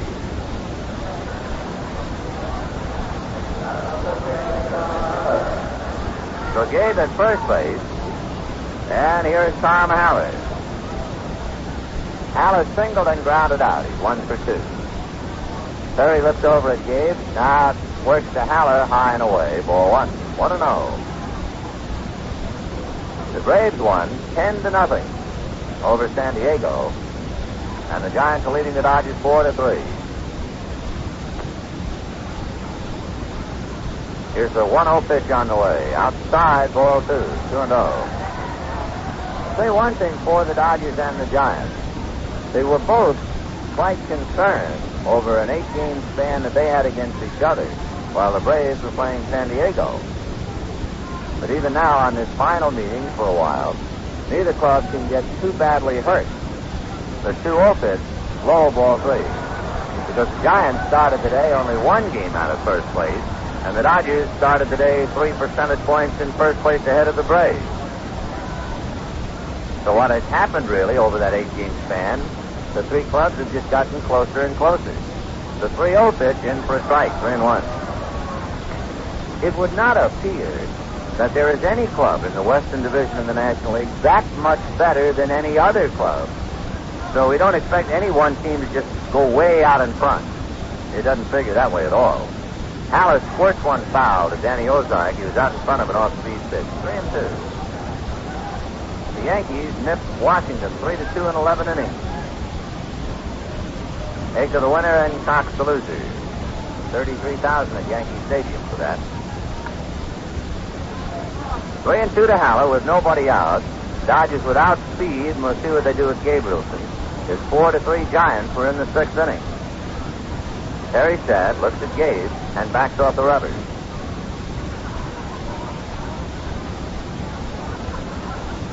Now Perry Sad. Gabe goes, and it's a ground ball to the hole, plugging it up his Hunt, gets his man Haller, and Gabrielson moves on to second base. So one out. Gabrielson, the tying run at second, and the batter Bill Sudakis, who has walked and struck out. Perry just overpowered him in the third inning. Giants have won 7 of 11 from the Dodgers. Giants have won 3 of 5 here.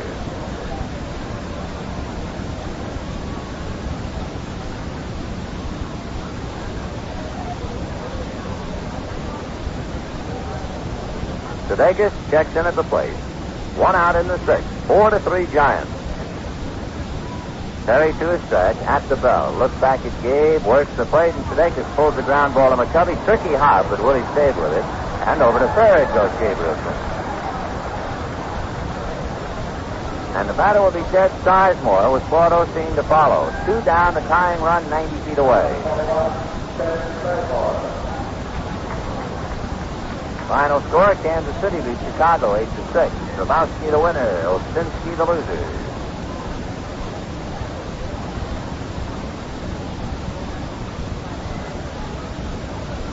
Ted Sizemore, right-hand hitting second baseman. Perry at the belt and delivers, and Sizemore takes the strike. Instead of Gaylord going out of a windup with a runner at third, he figures his control would be better by pitching from a stretch, and he can also just stare at Gabrielson. He's had excellent control since the first inning. Strike one pitch. Poked in the air, foul at first, and McCovey has the play. He comes over, he's there. He's got it. No runs, no hits, an error, a man left. Dodgers have left 5, and at the end of 5.5 innings, Giants 4, Dodgers 3. Despite the fact that we stay pretty much in one place for about 3 hours when we're doing a ball game, we do get around a little. About 6,000 miles. Boy, there are times when you're not averse to dipping your bill in a glass of beer. And I'll tell you one thing you'll discover. In New York, or Chicago, or Atlanta, or Houston, there is no better beer than that comfortable Bergie you get back home. No beer tastes better, or is colder, or wetter, or more refreshing than Bergie. And Bergie is the comfortable beer. Comfortable beer. Easy to drink and still good tasting. Glass after comfortable glass, because it's brewed with soft water. There's no other beer like it, and there's no other place you can get it except right around home. Well, I hope you take some home today. Take home 6 cold cans or bottles of Bergie and taste it. Got it right there, and you don't have to travel 6,000 miles to find out about the comfortable beer. Bergie.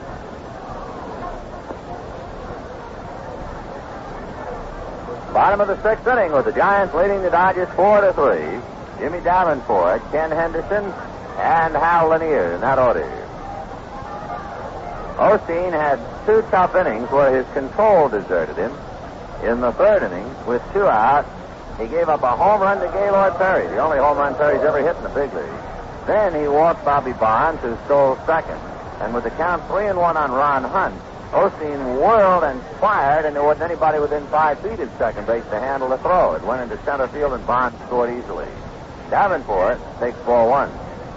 Then in the 4th inning, he walked Mays, and with the count 1-2 on McCovey, didn't get a pitch in and up enough, and McCovey hit it out. And that's it, 4-3 Giants. Davenport grounds to Sudakis, Bill gloves, and goes to Parker. 1 away. Ken Henderson has hit into a double play and struck out 0-2. You know, when the Dodgers return home on August the 5th, every team in the league will visit Dodger Stadium for one more series. It'll be your last chance to see the Pirates, Cubs, and Cardinals early in August, and the other Eastern clubs, Expos, Phillies, and Mets later in the month. September and the first week of October, the rivals in the National League West will be in. It should be a great finish. Pitch to Anderson is low, ball 1. Featured in the first week back in town are 3 dates you should remember. The Al Malika Shrine Night, August the 5th. Here's the 1-0 pitch, low, ball 2. Then the Welcome to Manny Mota Night, August the 7th. And the Hollywood Stars Night on August the 9th. That'll be from August the 5th through August the 13th. Hope you make your plans to be with us. 2-0 pitch on the way to Henderson. Hits sharply at Sudakis. Billy knocks it down, staggers, recovers, but has no play. And that thing was hit hard, and it had shaken up Sudakis. Oh, we'll see how they rule that one. That will be a base hit. Too hot to handle. It almost took a little of Sudakis with it.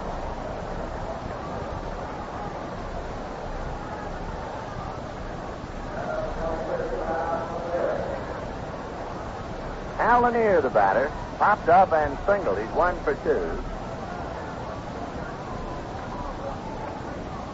Hal Switch hit, batting right-handed. The Giants now have 4 runs, 6 hits, and 1 error. The Dodgers 3 runs, 5 hits, and 1 error. We're in the bottom of the 6th inning. Osteen looks at Henderson, drives him back with an easy throw to Parker.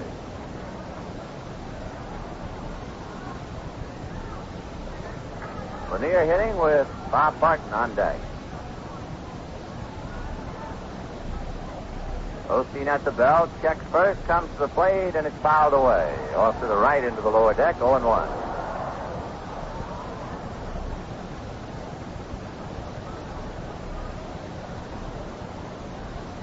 It's amazing, isn't it, that we are sitting here watching this ball game, talking about the Giants and the Dodgers and the National League West and what effect. And there are 2 men on the moon. Here's the strike 1 pitch. Popped in the air. And back of first. Parker into foul ground as the wind plays with it. And West makes the catch, and the wind almost blew it away from him. 2 down. Of all the words, the verbiage about the expedition to the moon, the other day I loved David Brinkley's line. I think it was the morning that Apollo 11 took off from the pad, and he said, well, this morning 3 men just left for the moon. If you believe that, you'll believe anything. I can just hear him now this afternoon saying 2 men are on the moon. Throw to first. Henderson back to the bag. Bob Barton grounded out and singled. He's 1 for 2. Osteen looks over at first. Claude checks twice now, works the plate. Low, ball 1. When the Dodgers bat in the 7th, Osteen is due to lead it off.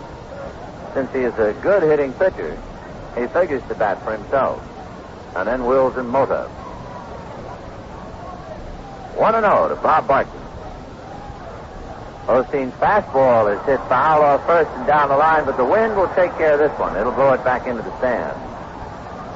1-1 to Bob Barton.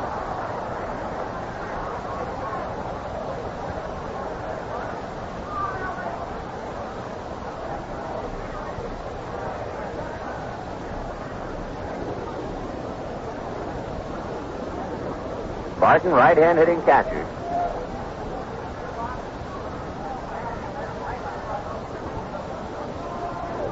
Henderson off first, Parker holding.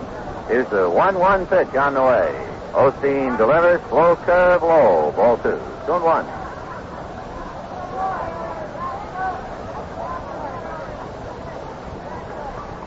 Four runs, 6 hits, 1 error for the Giants. 3 runs, 5 hits, 1 error for the Dodgers. We have 2 down in the 6th inning. Osteen ready and back he comes. Fastball hit in the air to right center. Pretty deep, but Mota fading on the ball has the play. And Manny makes the catch, and the inning is over. No runs, 1 hit, a man left. Jerry Doggett will be along in a moment for more play-by-play and the score at the end of 6. Giants 4, Dodgers 3.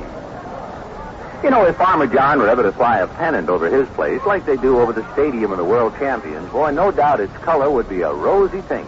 It would be in honor of his Farmer John sausage. You see, the color of sausage tells a lot about its freshness.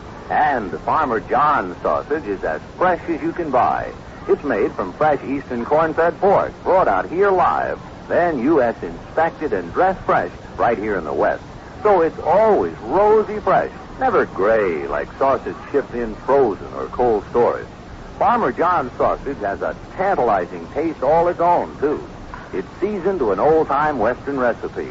So there's the genuine flavor of the West in every tender, juicy morsel. Farmer John sausage makes the West's best breakfast and a mighty nice supper, too. Discover this for yourself one evening this week. Farmer John Fresh Country Sausage, gold medal winner at the California State Fair.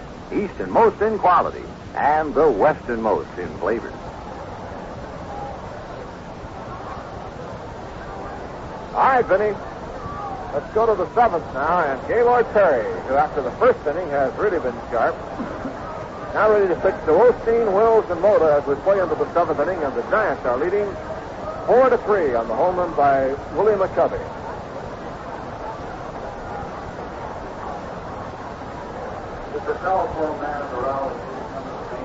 This is the 94th game for the Dodgers, so we're well over the halfway mark, but the All-Star break comes up now. Game is about a week or so later than normal. Here's Osteen at bat. And the breaking ball is a strike, 0-1. Osteen in the first inning was up with the bases full and hit a fly ball to deep center field. He sent Mays back for it, but it was a little bit too late. The Dodgers had the bases loaded, 3 runs in. There's a bouncing ball to shortstop. Lanier has to wait. It goes right through his legs and on into left field. The ball did not come up, and it went right through Lanier's legs on into left field. It'll be scored as an error against Lanier. He was waiting for the ground ball. He got caught between Hobson, and there was none. So Lanier, who is a sure-handed fielder, has one get away, and now Osteen is on, representing the tying run. The Dodgers opened up the sixth inning with an error by the Giants, but cannot get Gabrielson any further around than third base. So now Wills at bat, and Maury has 2 for 3 in the game. Seventh inning. Here's the look now, and the pitch to Maury. Swung it and fouled away off to the left.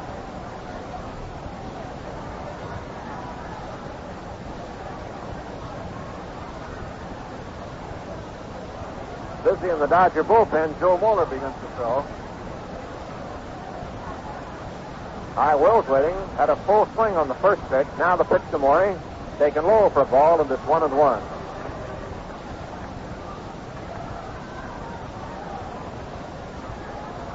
Moeller and Foster are in the bullpen.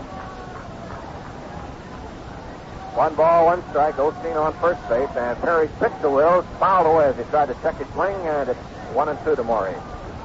Mota on deck and Crawford to follow. Osteen on, opened up with the ground ball to shortstop through Lanier's leg. 4-3, the Giants are leading. And now again, time called as Wills backs out. Breeze blowing to right field, left to right here at Candlestick Park. A big crowd on hand. 1-2 is the reading. Now the pitch. Swung on and hit foul off third, out of play. Count stays 1-2.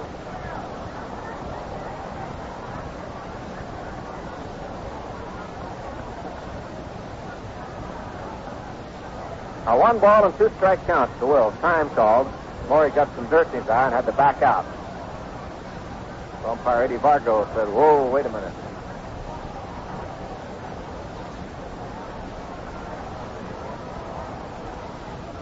Here's the pitch. Maury takes low for a ball, 2-2. Montreal beat New York 3-2 in the first game of a doubleheader. The Mets lead the second game 2-1. Cubs beat Philadelphia 1-0 in the first game, and they're leading 6-1 in the 8th inning of the second game. Wills waiting a 2-2 pitch. Swung on and fouled away. Pittsburgh, St. Louis rained out. Atlanta beat San Diego 10-0, and Houston, Cincinnati had a doubleheader rained out. A 2-2 count to Wills with Osteen on first base. Nobody out here in the 7th inning. Now the pitch to Maury. Swung on a ground ball to Perry. Turns, goes to second for 1. The first base double play. So Wills drops it right back to the pitcher, and Perry starts the double play.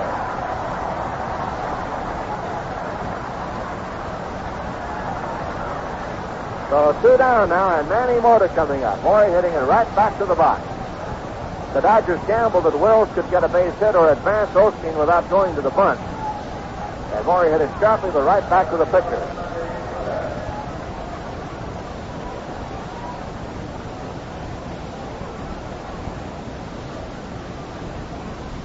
Manny Mota coming up now, has a triple to right, grounded out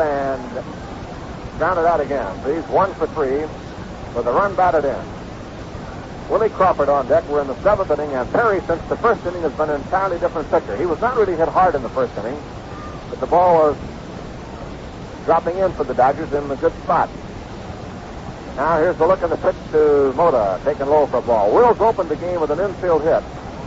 to shortstop. Lanier had to come way in the hole for it. Then Mota hit one just inside the right field line, a triple. Then after a ground out on the walk, Gabe singled to right field on the ground, and Haller singled up the middle on the ground. Here's the pitch, a curve strike, 1-1. So actually the Dodgers were not really wearing him out. But the ball was finding the holes there in that first inning. The Dodgers picked up 3, and the Giants come back with 4. And now Perry has been an entirely different pitcher. There's a bouncing ball to third, foul ball. 32,560 for the game today. This is the largest crowd of the series and the largest crowd in several years the Dodgers have played to in Candlestick Park. So a big turnout today for the game. Used to be a sellout all the time, but for the last couple of years, not so. All right, here's the pitch to Mota. Swung and it bounced over the mound in front of second base. Lanier comes in, bare hand play. Great play, got it. Oh, that was a super play by Lanier. He fielded the ball with a bare hand on a high bounce and threw in one motion to get Mota and retire the side. No runs, no hits. 1 error, none left in the score at the end of 6 1/2 innings. San Francisco 4 and Los Angeles 3. I'm Bob Hope. For 18 years, Radio Free Europe has been providing the people of Bulgaria, Czechoslovakia, Hungary, Poland, and Romania with an alternative to the propaganda of the rigidly controlled communist press and radio. RFE has become a voice of democratic opposition for these millions of East Europeans who have been denied the right to freedom of expression by their communist rulers. The people of East Europe believe in RFE and rely on it as a trusted friend, as well as their principal source of true and unbiased information. They look upon RFE as their own station. Today, the East Europeans turn to RFE more than ever for inspiration in their continued efforts toward personal freedom and national independence. Write to Radio Free Europe for more information about current developments in East Europe and the work RFE is doing for the East European people. The address is Radio Free Europe, Box 1969, Mount Vernon, New York. Thank you.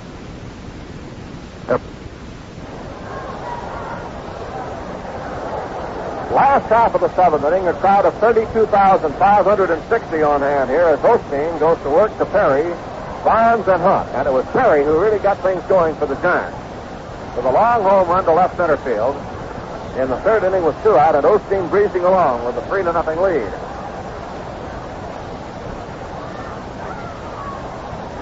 So Gaylord Perry coming up now, and he made a good fielding play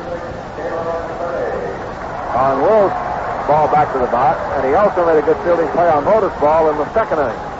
Made a bare hand play on it, and that kept in further trouble. Osteen's curve is popped up foul out of play. It's strike 1.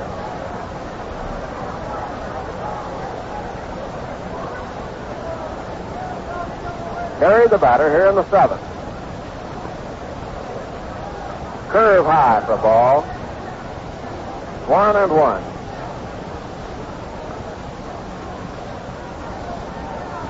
One ball, 1 strike. Osteen delivers. Curve outside, ball 2, 2-1. Osteen started today 12-7, Perry 11-7, and now the Giants lead 4-3. The margin is the home run by Willie McCovey. Perry a home run.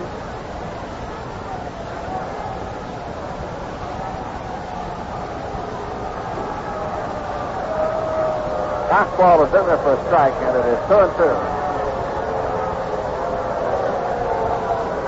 The boos in the background are for the Dodger Boosters Club, and their banner going through the stands. So the Giant fans get on them a little bit here. 2-2 pitch. Swung on and missed. Strike 3. Perry down on strike. Starting off the bottom of the 7th inning. Strikeout number 5 for Osteen. Claude had a control lap in the 3rd and 4th innings. And the 2 of the 3 walks that came up then. 1 out, rather a 2-out walk to Bonds in the 3rd and a leadoff walk to Mays in the 4th, and those are both cashed in for runs. All right, here is Bobby Bonds at bat. He walked, stole second, came in to score on an error when Osteen whirled to throw to second base with no one covering on a pickoff maneuver. And Bonds just raced around to score the 2nd run of the game for the Giants. 1-0 pitch. Swung on a big curveball, 1-1. Bonds has struck out twice and walked, has 20 home runs, 49 runs batted in. Brewer and Foster in the Dodger bullpen now to play on the 7th inning. The Dodgers will have Crawford, Parker, Gabrielson in the 8th. There's a swing and a foul on the ground behind the plate, and the count is 1-1. 1 ball, 1 strike.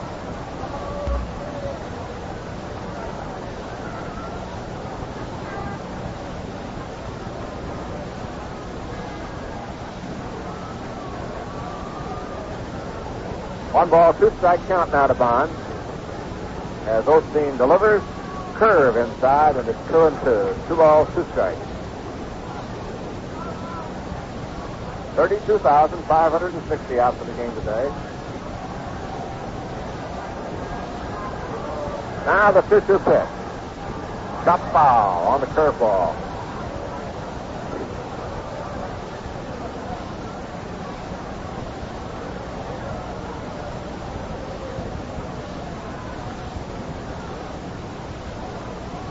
All right, a 2-2 count. 1 out. Osteen again with a sign from Haller in the pitch.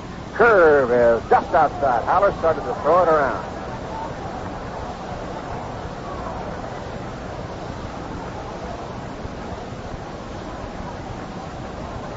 All right, 3 balls and 2 strikes.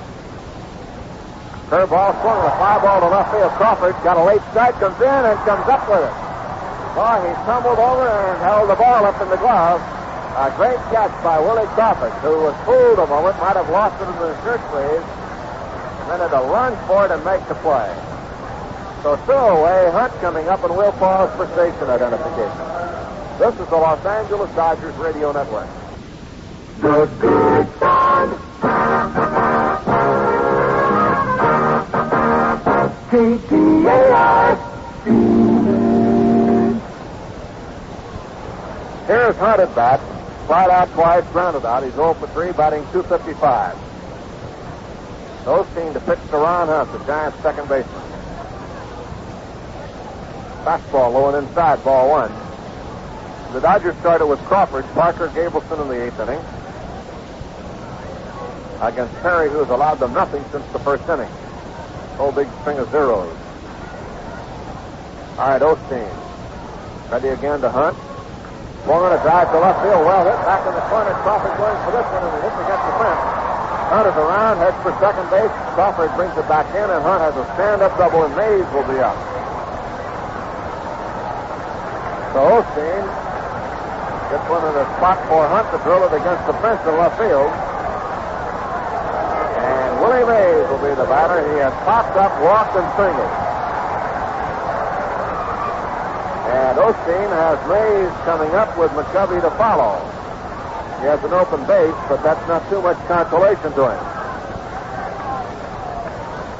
McCovey's only hitting .325, and he has a home run today, his 30th, and he hit it off Osteen in the 4th inning, and that's the margin in the game. It came with Mays on after a walk.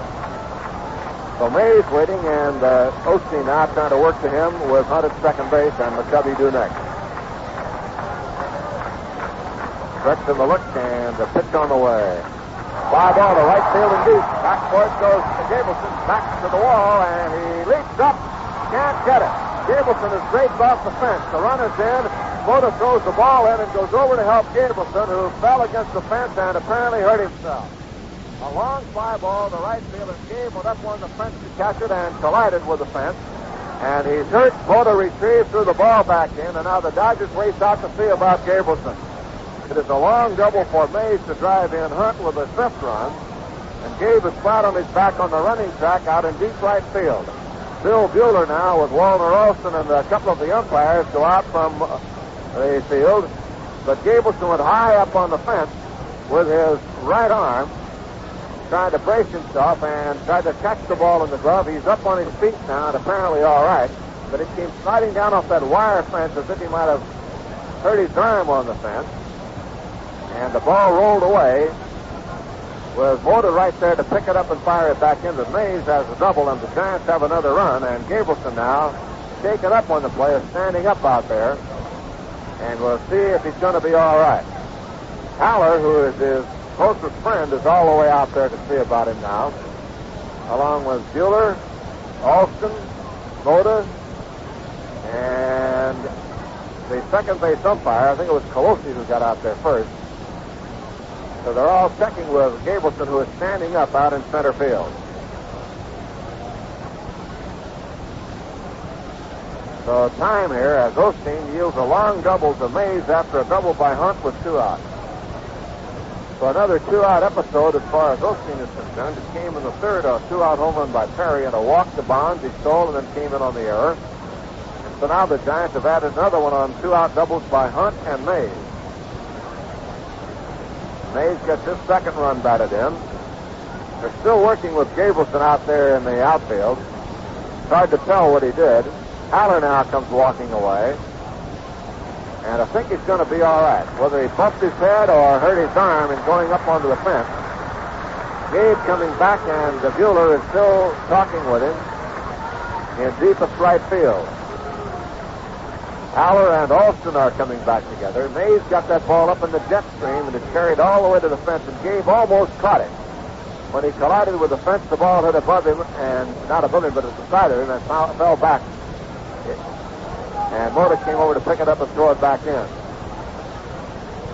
Gabe now is back in his position in right field, and he was taken up, but he's going to be okay and stay in the game.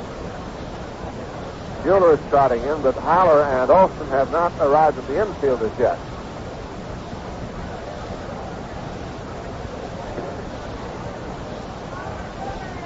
All right, Gabe back in right field. The Giants have scored another 5-3 ball game. After the Dodgers scored 3 in the first inning, the Giants came back with 2 in the third, 2 in the fourth, 1 here in the 7th inning. Alston will stop at the mound and talk to Osteen. And he's looking to the bullpen now with McCovey due up. He might be ready to make a change now here in the 7th inning. So Alston on his way back is going to bring in Jim Brewer. Osteen will leave. Claude today got off to a good start. He had good stuff in the early innings, although he was not getting the ground out. But then the home run by Perry turned it around for him. When Perry hit the home run, it seemed to distress him.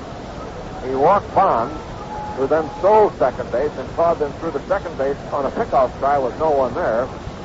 And that's got a run in. Then a walk to Mays opened the fourth, and McCovey hit a home run. And after that, the Giants were ahead 4-3, and Osteen settled down until now, when Hunt and Mays have hit doubles to drive in another run. So Jim Brewer is coming in now to take over for Osteen. Reminded the Dodgers have a great late August, early September schedule, and now is a good time to line up your tickets for those games. The Montreal Expos with Ron Fairley, Rusty Staub, Coco LeBoy, Gary Sutherland. The Phillies with Johnny Callison, Tony Taylor, and William Down Money. And the Amazing Mets, headed by one of the league's finest pitchers, Tom Seaver, will all be visiting. Early August games with the Pirates, Cubs, and the Cardinals. Then another homestand starting in late August with the Expos, Phillies, and Mets. And after that, it's the National League West going at each other again through September and October. So take a tip, stop early for all the games at any Dodger ticket office or by mail. The Dodgers, Box 100, Los Angeles, 90051. Osteen worked 7 2/3. Here in the 8th inning, he had 2 out before he yielded the doubles to Hunt and to Mays. And it was a sprawling stop by Crawford, rather a sliding catch, to take a base hit away from Bonds, or else the Giants would have had another one. Osteen has allowed 8 hits and 5 runs. With McCovey coming up, Brewer ready to go to work. And Davenport is due up next. We'll see if he's going to walk McCovey or pitch to him with first base open. 5-3, Giants lead, final game of the series. The Dodgers won Friday night, but the Giants are doing the damage in the daylight. 14-13 and 5-4 the Giants have won. And now they lead 5-3 as McCovey steps in. Willie is 1 for 3 with a home run in the 4th inning. That gave the Giants the lead 4-3. Foster and Moeller in the Dodger bullpen now. They're going to walk McCovey. So McCovey will be purposely walked, and Davenport will be the hitter.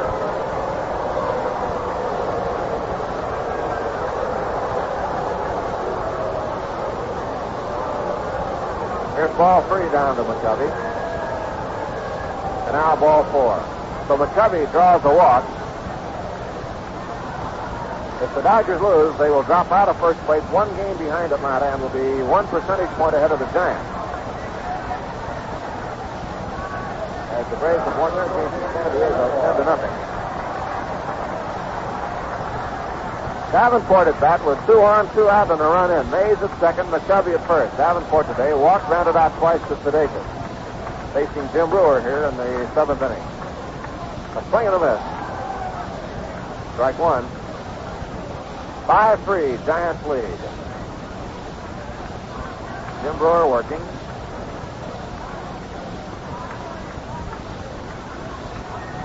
Again, the look, and here's the pitch. Low for ball. 1-1. 1 ball and 1 strike.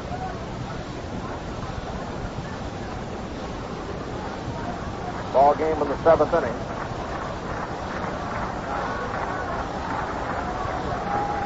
All right, a 1-1 count.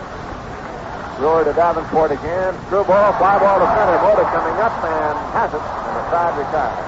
The Davenport flies to center. The Giants go to a 1 run on 2 hits. Lead 1 and through 7. The score, the Giants 5 and the Dodgers 3.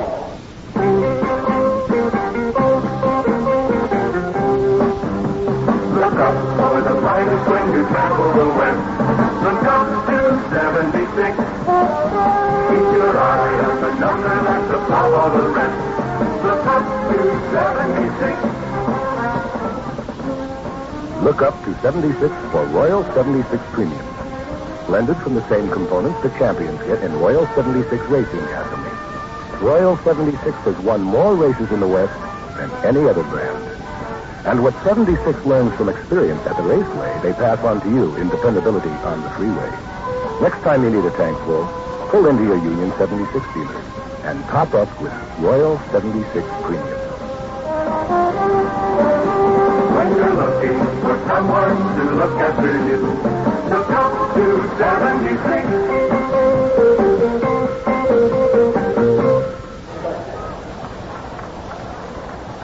Well, the Dodgers now go to the 8th inning with Crawford, Parker, Gabrielson due up here against Gaylord Perry, who since the first inning has really been something else. And Crawford has gone 0 for 3, struck out once, grounded out twice.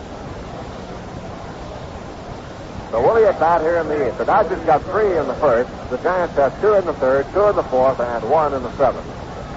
Doubles by Hunt and Mays.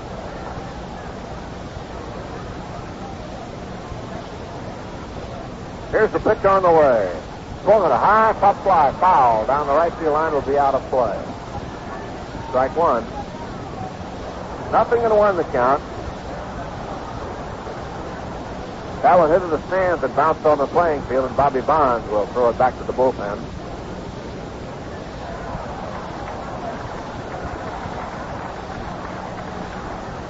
Strike one count. Crawford waiting.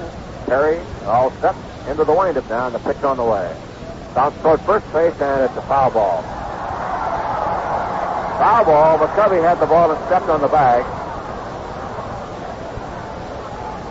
Strike 2 to Crawford.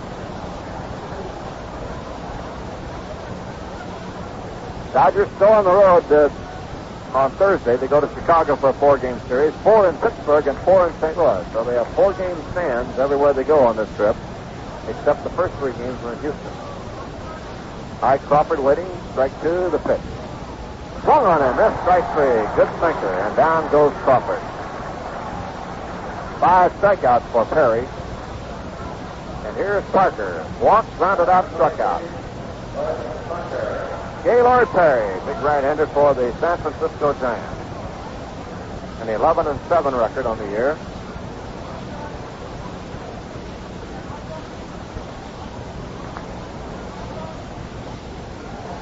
It's a strike to Parker, 0-1.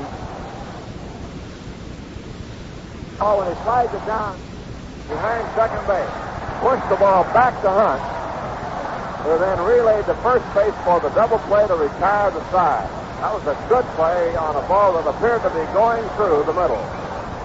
Dodgers are out in the 8th inning. The Giants are making the plays, and the score through 7.5 innings. The Giants 5, and the Dodgers have 3. But you know, every once in a while, believe it or not, someone still comes up to me and says, listen, can you really tell one beer from another? Knowing, of course, that Bergie is one of our sponsors. So what I say is, taste Bergie yourself. You're the one who has to decide about Bergie. You're the one who's got to taste Bergie's difference. And that's why I say to you, taste Bergie and find out how comfortable a beer can be. Bergie, brewed with soft water to make it the comfortable beer. A bright day, so comfortable, just right for a comfortable beer.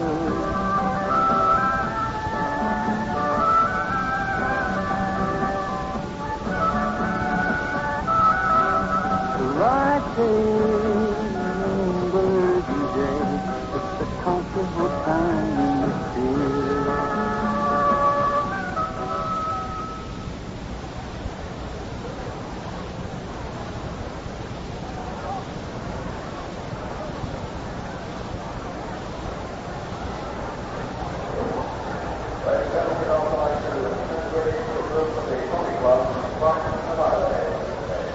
Last half of the eighth inning now with Henderson, Lanier, and Barton coming on. And Jim Brewer ready to work to Henderson, who had an infield hit in the sixth inning, bounced it off Sudakis' catch. Here's the pitch on the way. Swung on and foul tip for a strike. 0-1. 0-1 is the count to Henderson.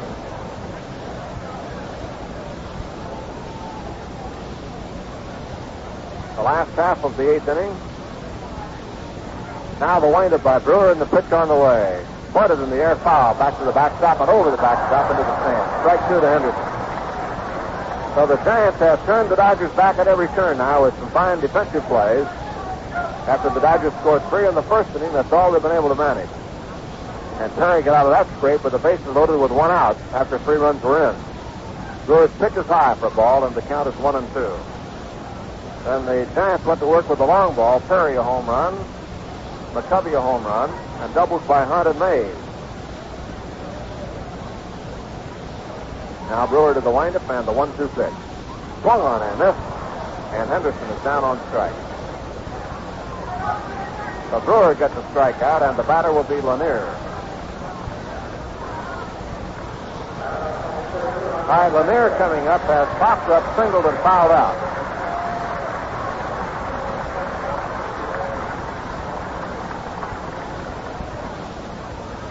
We're in the 8th inning.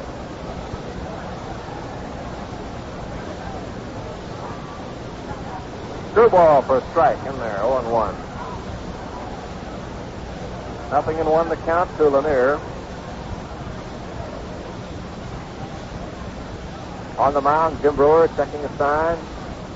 Now to the windup and the pitch on the way. Up and away, ball 1. 1-1, a screwball that time to miss. In the 9th, the Dodgers have Haller, Sudakis, and Sizemore. And they trail by 2 to the Giants. Here's the pitch to Lanier. Fouled away as he checked his swing. 1-2 to Lanier. The Atlanta Braves won their game today. And if the Dodgers drop this one, the Braves move into first place by a game. Don Drysdale is getting him some work in the Dodger bullpen. Pitch is high for a ball in the count. 2-2 now to Lanier.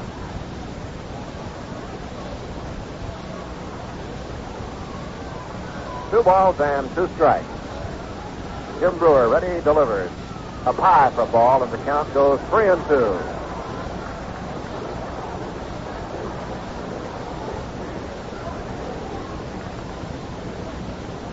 Three balls and 2 strikes with 1 out. Brewer delivers. Screwball, a bouncing ball wide to third, and in the hole to left field for a base hit. So Lanier is on, bouncing one just between Sudakis and Wills. A single to left. And it brings up Bob Barton. Barton has a bunt single back in the 4th inning. So Lanier grounds a single to left field.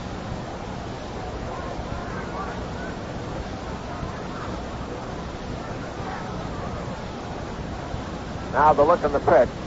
Barton takes inside for a ball. 1 ball, no strike. Osteen worked 7 2/3, allowed 5 runs and 8 hits. Brewer has allowed 1 hit. Came on to work in the 7th inning after doubles by Hunt and Mays. Runner going, and the pitch is fouled away. So the count to Barton goes to 1-1. The Dodgers do not come back to Candlestick Park until September.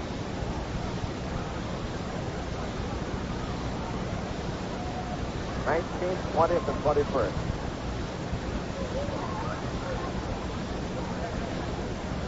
One ball, one strike, one out. Runner on at first base in the last half of the 8th inning.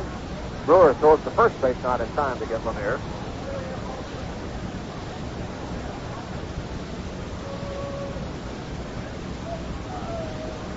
Okay, Barton backs out.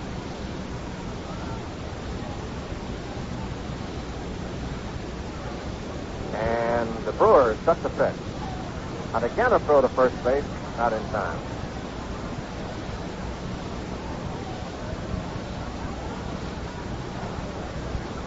One ball, one strike, one out. Pitch inside to Barton, ball 2-1.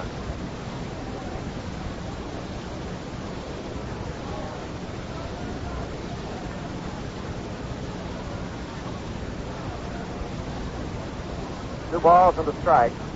Lanier off first base, and Brewer working with the catcher Bob Barton, and the pitch on the way. Fly ball into left center field. Mota, who is in right center, has to come fast and can't get it. The ball bounces by. Here is Lanier at second, heading for third, around third, headed for the plate, a high relay throw, and to the plate, not in time.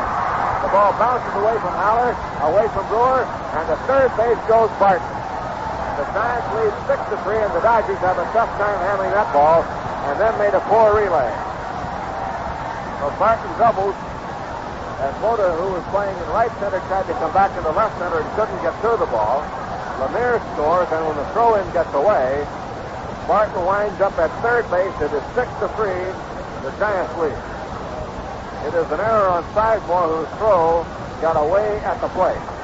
So Sizemore handled the relay throw, which was thrown by Crawford over Wills and backed up by Sizemore. So the Dodgers misplayed that one. And now Perry will be the batter with a runner at third base. One out, and Perry up now. The Dodgers bring the infield up. Here's Brewer's wind-up and pitch on the way. Swung on and missed, strike one. So Barton doubles to get a run batted in. The Giants now have pulled off to a 3-run lead. The Dodgers haven't played this game too sharply today. Now the look cam, the 0-1 pitch. Popped up foul out of play, and it is strike 2 to Gaylord Perry with Bobby Bonds on deck. Single by Lanier through the left side, and then the double by Barton. Manny Mota almost backhanded the ball, as he had to come way back into left center field to catch it. And it got under his glove as he made a dive at it. Then Willie Crawford picked it up and threw high over Wills, and then Sizemore's relay was high. Swing and a miss on a screwball, and Perry strikes out. 2 outs, 2 strikeouts, and the batter now will be Bobby Bonds, and Perry gets a hand as he goes back toward the dugout.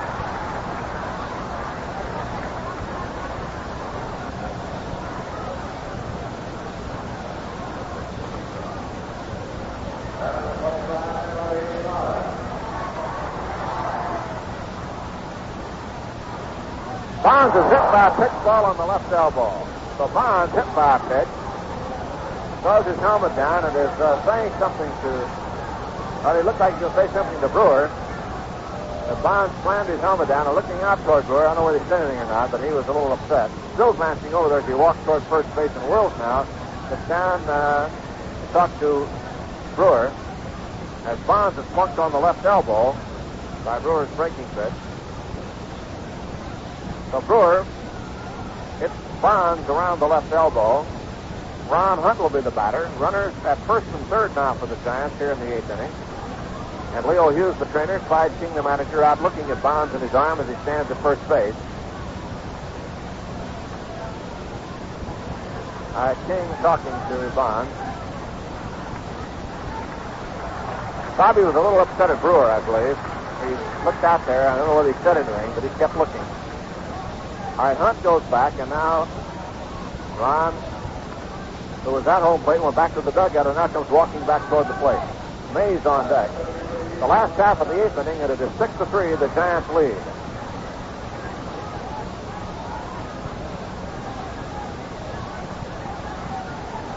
So Bonds on, hit by a pitch ball. And here's Hunt at bat. He doubled with 2 out in the 7th inning and then came home on Mays' double. So Brewer working here in the 8th inning. A run in and 2 men on base. Giants 6, Dodgers 3. All right, Brewer working to Hunt. He's right in on top of the plate. Pitch on the way. Swung on a miss. A true ball. Strike 1. 0-1 the count.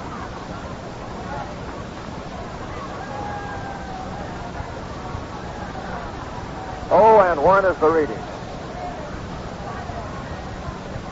Now the pitch. Runner going, foul, out of play. Strike 2.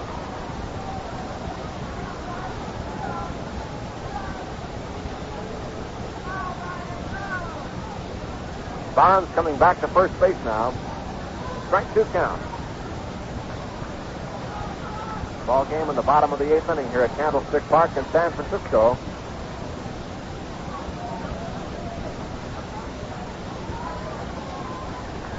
Oh, and 2.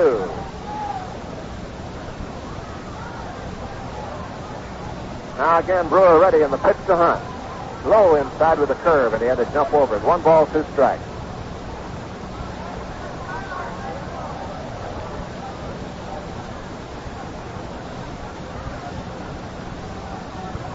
A 1-2 count. Here's a curve high for a ball, and the count goes 2-2.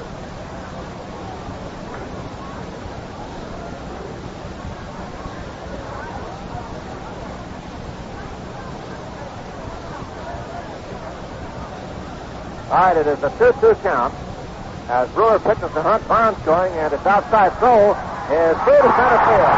Right through Sizemore's leg. In comes Barton to score, and Bonds takes third. As Haller's throw on a bounce went through Sizemore and on into center field. So Bonds steals the base, his second, and Haller draws an error, and it allows the run to come in. So the Dodgers are really playing it loose today now and have given the Giants a 7-3 lead. Stolen base for Bonds is second, and the error allows Barton to score as Haller threw to second base, trying to get Bonds going. Barton was not moving off third till the ball got under Sizemore and bounced on through into center field. Pitch to Hunt, and it's high. Ball 4, he walked it. So Brewer is struggling here in the 8th inning. Well, the Dodgers are coming up to the All-Star break, and the way it's been going in the last few innings, they need to rest a little bit. So they're auspicious finish to this ball game in this series. Here's Willie Mays at bat. And the pitch to Willie, ball 1.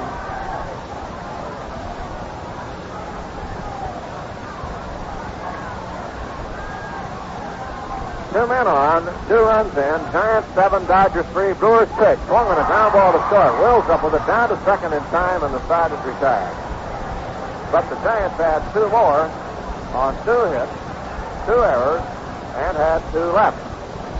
So the score through 7.5 innings of play, the Giants 7 and the Dodgers have 3.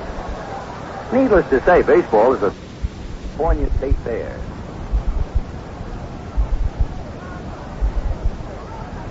All right, let's pause for station identification. This is the Los Angeles Dodgers Radio Network. The Good Son. KTAR-C. All right, to the 9th inning, and Tom Haller will start it off in a 7-3 ball game now as Gaylord Perry, after the first inning, has settled down and pitched quite a ball game, and the Giants have come from behind and now well out in front, 7-3 as Haller waits. Foul ball right back to the screen, strike 1. Final score, the Cubs beat the Phillies 6-1 to sweep a doubleheader. Selma the winner and champion the loser. Meanwhile, the Mets lost the first game of a doubleheader, and they're winning the second game 2-1 in the 8th at Montreal. Haller fouls it away, strike 2. 0-2 the count.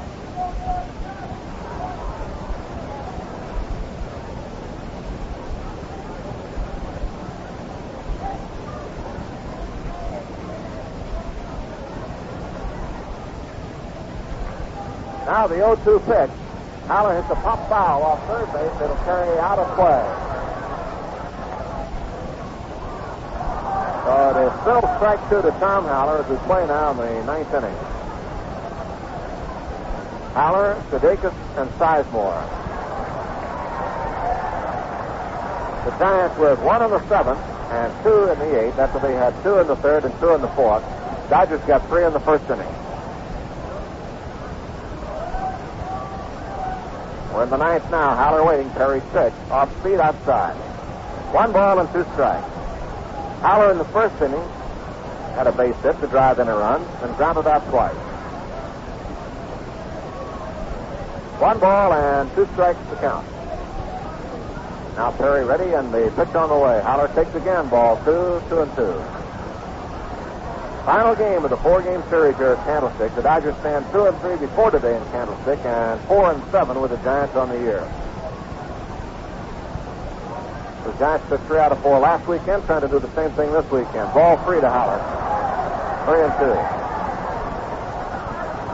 The Dodgers got down 4 to 3 and then gave up an easy run in the 7th inning. Well, those 2 doubles with 2 out, then 2 easy runs in the 8th of the Giants. A swing and a miss. Haller down on strike.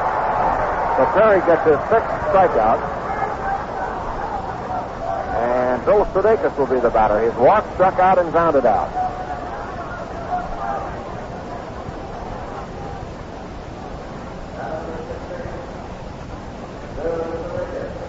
All right, Sudakis coming up. Pitch on the way to Bill is over for a strike, 0-1. A lot of the folks now are filing toward the exits here at Candlestick Park. 0-1 the count.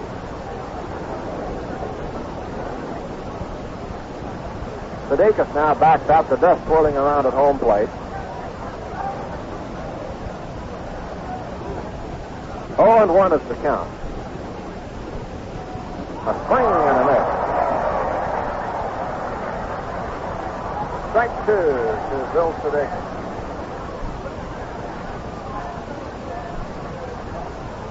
Now the pitch on the way. Billy hits the foul back upstairs.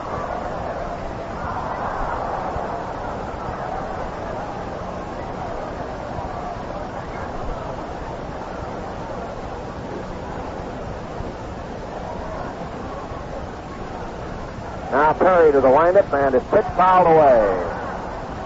Still strike 2. 0-2 the count. Bill Sudakis waiting. Perry into the windup, and the pitch to Bill. Foul back over the screen, and the count stays strike 2. Perry yielded 3 runs in the first inning, and that is all the Dodgers have been able to scrape up. They've had only 2 hits since the first. One of those came in the second, one in the 8th. Now the windup, and the pitch on the way. Popped up on the first base side. Down the line comes McCovey and makes the catch. 2 away now. Sudakis pops up to McCovey. Teddy Sizemore at bat. Flied out, struck out, fouled out. So 2 down in the 9th inning.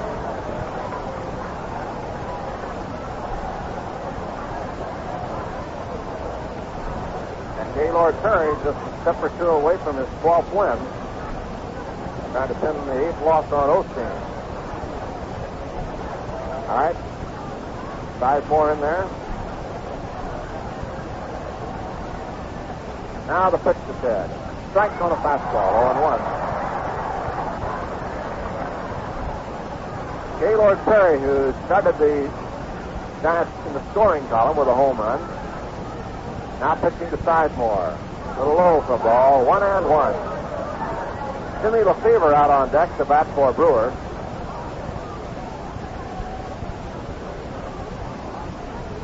Should Sizemore keep it alive. 1-1 pitch. Foul back out of play. Upstairs, strike 2. 1-2.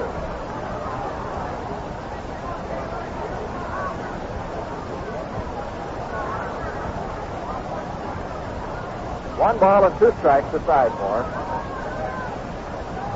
Now the pitch on the way. Ground ball to the right side near second. Hunt there, scoops up, and the ball's in the over. The Giants are 3 out of 4 for Dodgers at Candlestick Park. We'll be back with the final totals in a moment, right after this message.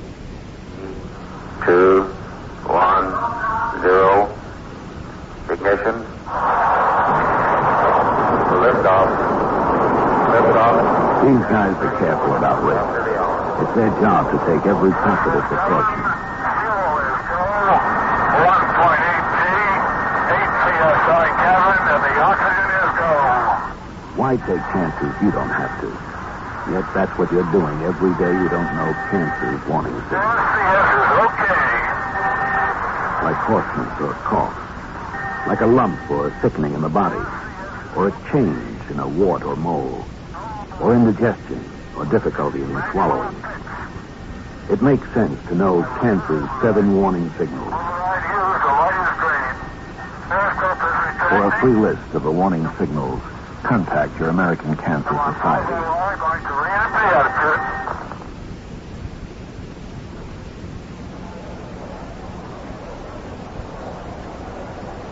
Here at Candlestick Park, the crowd filing out. The 4th game of the series is over, and the Giants have won it 7-3. 7 runs, 10 hits, and 2 errors for San Francisco. 3 runs, 6 hits, and 3 errors for the Dodgers. The Dodgers scored 3 runs in the first inning, and then Gaylord Perry turned it around and blanked the Dodgers the rest of the way on just 2 hits. Meanwhile, the Giants picked up 2 runs in the 3rd inning, 2 more in the 4th inning, 1 in the 7th, and 2 more in the 8th inning to wrap it up with a final score of 7-3. For Perry, the winner, he now has a record of 12-7, and for Osteen, the loser, he now goes to a 12-8 record. As we come to the All-Star break, the Atlanta Braves are in first place by 1 game over the Dodgers, who are 1 percentage point over the Giants. So that's quite a race that we have going now. Once again, the final score of the game, the Giants 7, the Dodgers 3. Now, this is Jerry Doggett for Vin Scully, inviting you to stay tuned for the post-game show coming right up.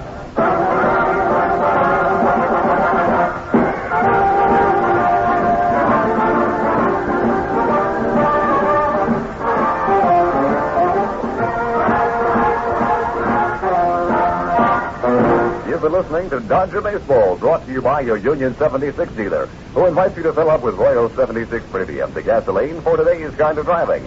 By Farmer John Meat, easternmost in quality, westernmost in flavor. And by Bergie, the comfortable beer. Stay tuned now for the post-game show, coming up next.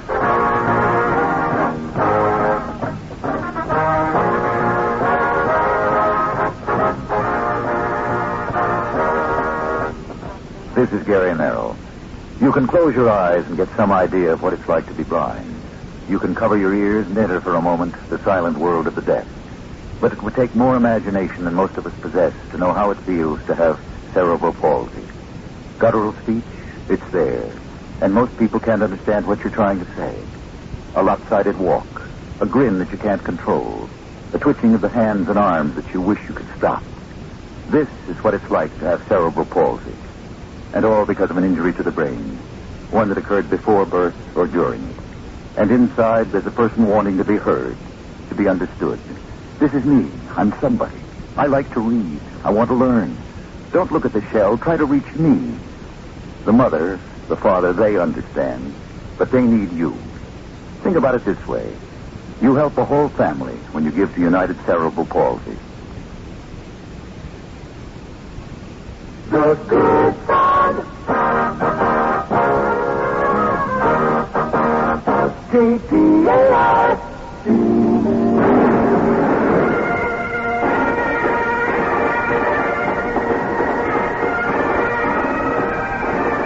The Dodger Postgame Show, brought to you by 21 West.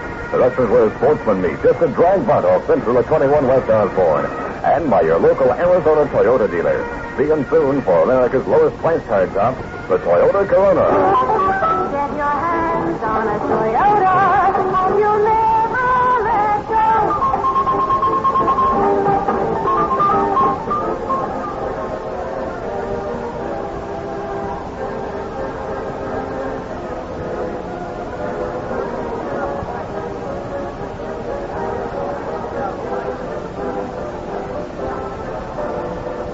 I think the Dodgers would welcome the All-Star break. It has come at just about the right time for them. They have not been playing good baseball of late.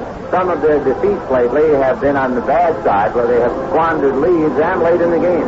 You might remember that they scored 7 times to chase Don Wilson in Houston, led 7-2, and yet they lost that game 10-7. In the first game of the series here at Candlestick, the Dodgers were leading 13-11 very late in the ball game, yet they lost that game 14-13. They led yesterday 3-1. The Giants came from behind to beat them. The Dodgers led 3-0 today, and the Giants came from behind to beat them. So the ball club could use some time off, and fortunately for them, that's exactly what they've got. They don't play again until Thursday against the Chicago Cubs when they open up, and it looks like Bill Singer will start that. For the Dodgers today, they got 3 runs in the first inning. Gaylord Perry was on the ropes. Ray Sudakis was warming up in the bullpen. Meanwhile, 2 Americans had landed on the moon. And after that exciting first inning and those exciting reports from Apollo 11, why, the Dodgers were not heard from again, and it was all Giants. First, Perry hit a home run. Bonds walked. Osteen tried to pick him off and threw it away for the second run. McCovey hit a 2-run home run. They added a 5th run and then 2 more in the 8th inning to win handily 7-3. The Giants have now won 8 out of 12 from the Dodgers. They have won 4 of 6 played here at Candlestick. The Braves won their game handily against San Diego. They beat the Padres 10-0. So at this halfway point, although it's really more than that as far as games played, but at the All-Star break, the Braves are in first place. The Dodgers are in second place, trailing by a game, and they are percentage points ahead of the third place Giants.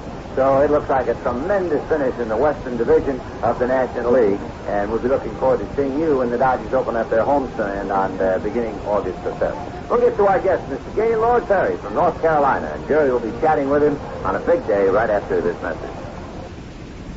The Dodgers of 1969 may go all the way.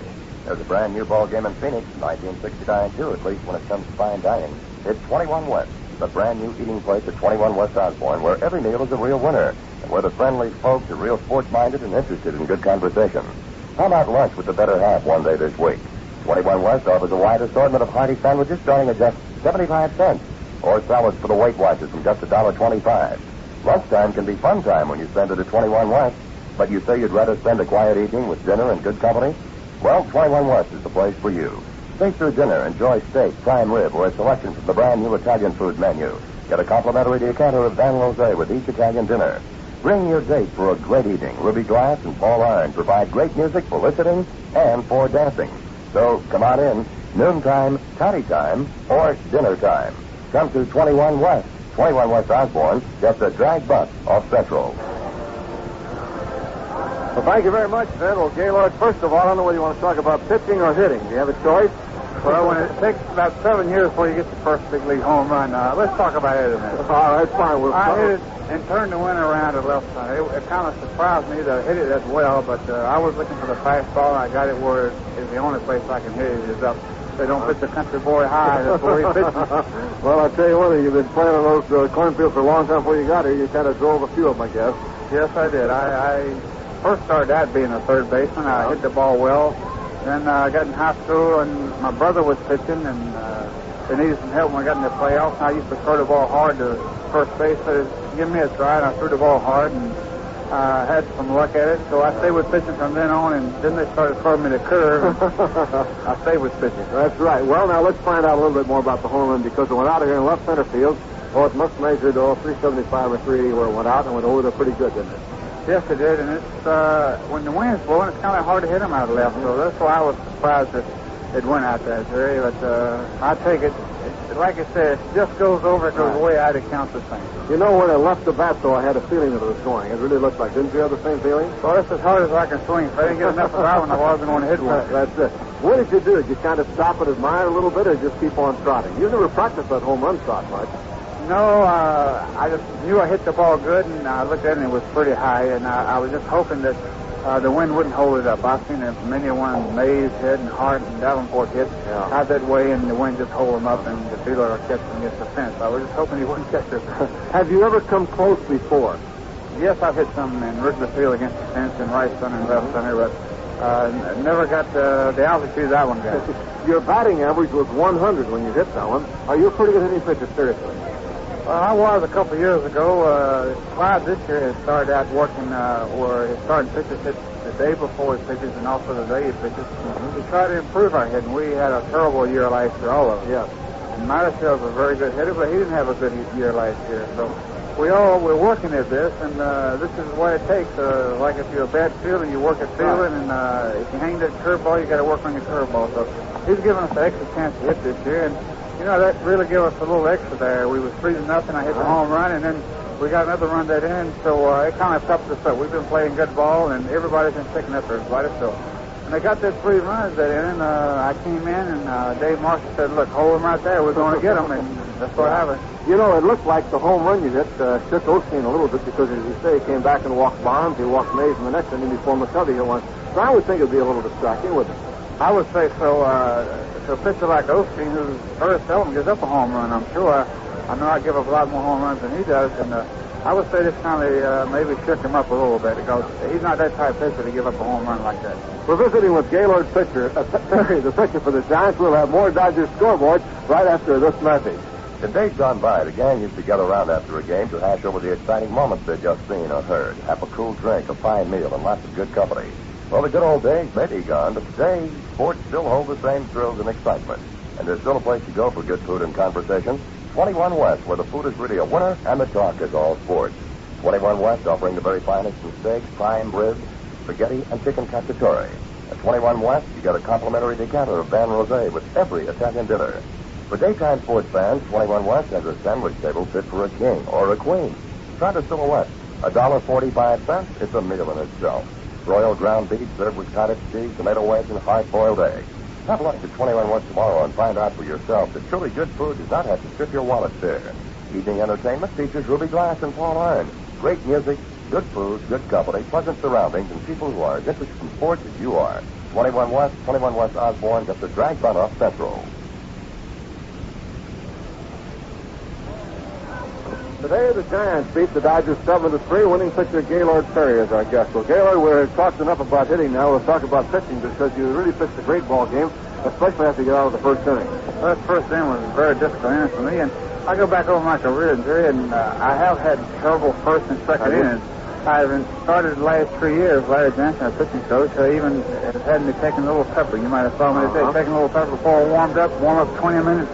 And really be ready for that first inning. I thought I was throwing the ball well that first inning, but they didn't hit the ball that hard, but they still count base hits, and they count those 3 runs I earned out there. So after that, I think I started throwing the ball a little better, and my breaking pitch, I mixed them in a lot better. And that's what you got to do out here. You got to pitch.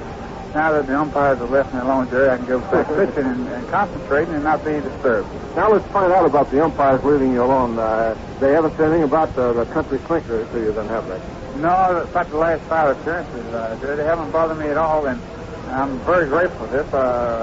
They didn't find anything when they were harassing me out there, so I was very disturbed one game when Chris Patafus just kept on every inning. Every time I'd walk out there to the mound and leave the mound, he was on me. I'm sure he didn't mean anything personal, but it did kind of disturb me there. Right. I got beat that game, and we got a lot of runs. I think we got about 6, 7 runs. So I should have won that game. Every time I started concentrating on how to pitch the hitter away in, he would come out, and kind of messing up a little bit. So, today you made a good play, and I think it might have been the turning point in the game after you got out of the first inning. Wills got a base hit to start the second inning. Mota chopped one down off the plate, and you had to play it bare-handed. And had you missed Mota, you might have been in some more trouble. Well, I've practiced on that play a great deal. I take a lot of infield, Jerry. I know some managers doesn't like for pitchers to go out there, but I feel that some play during one game, a game, I'm going to need this. Right. And I've practiced on that play a lot, and it came through for me today. Apparently, you're a good fielding pitcher because on Wills' ball now, you were right there on that, and no hesitation, boom, start the double play. Yeah, we made it. We had to have that double play, but you recall the second base hit Wills. I should have got that ball, so I hesitated, and it was too late. I see. And the pitcher I remember, really, I believe it was Bobby Chance, left-handed pitcher for the Cardinals. He used to be a great fielder. Oh, yeah. I really admired him, and when you hesitate, I remember him saying this, when you hesitate, you just can't get it. That's it. Gaylord, thank you very much for the visit, and congratulations on a big win. Thank you, Jay. Fine. Gaylord Perry has been our guest. We'll have more Dodgers scoreboard after this message. Len Gabrielson is the Manned Spacecraft Center in Houston. We're awaiting the EVA, extravehicular activity, from the lunar module of Apollo 11. The men have been on the moon now for better than 6 hours. In a matter of minutes, we expect them to open the hatch on their limbs and Armstrong to move out. They have said as soon as the decompression reaches zero, they will open the hatch. You'll hear them count it down. They were counting down earlier as the pounds per square inch decrease.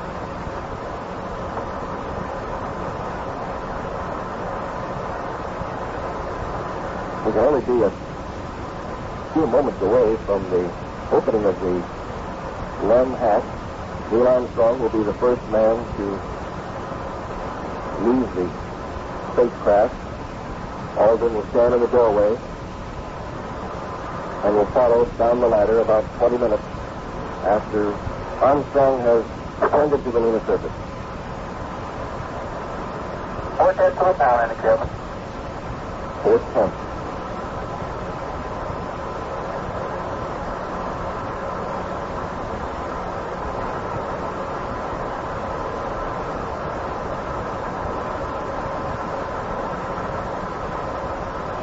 We're getting close to bingo. That's right. While the cabin, the decompression of the cabin, why the suit pressure is taking over, providing them with their oxygen.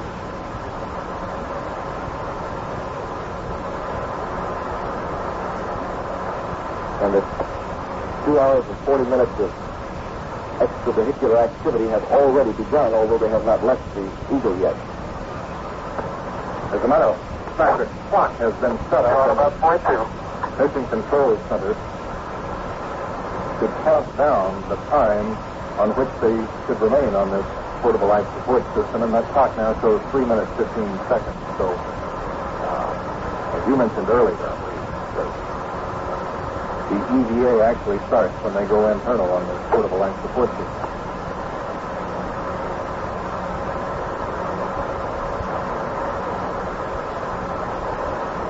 The lunar module in an almost vertical position, so there should be not too much difficulty getting down that ladder. The real difficulty in maneuvering around in that bulky pressurized spacesuit. Those were the acrobatics that Armstrong was referring to a few moments ago when he said the acrobatics were about to begin.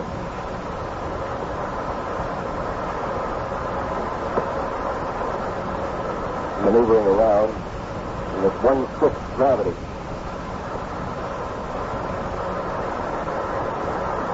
So far, the gravitational difference has caused no problems. In fact, it was it Aldrin or Armstrong that said he found it very easy to move around?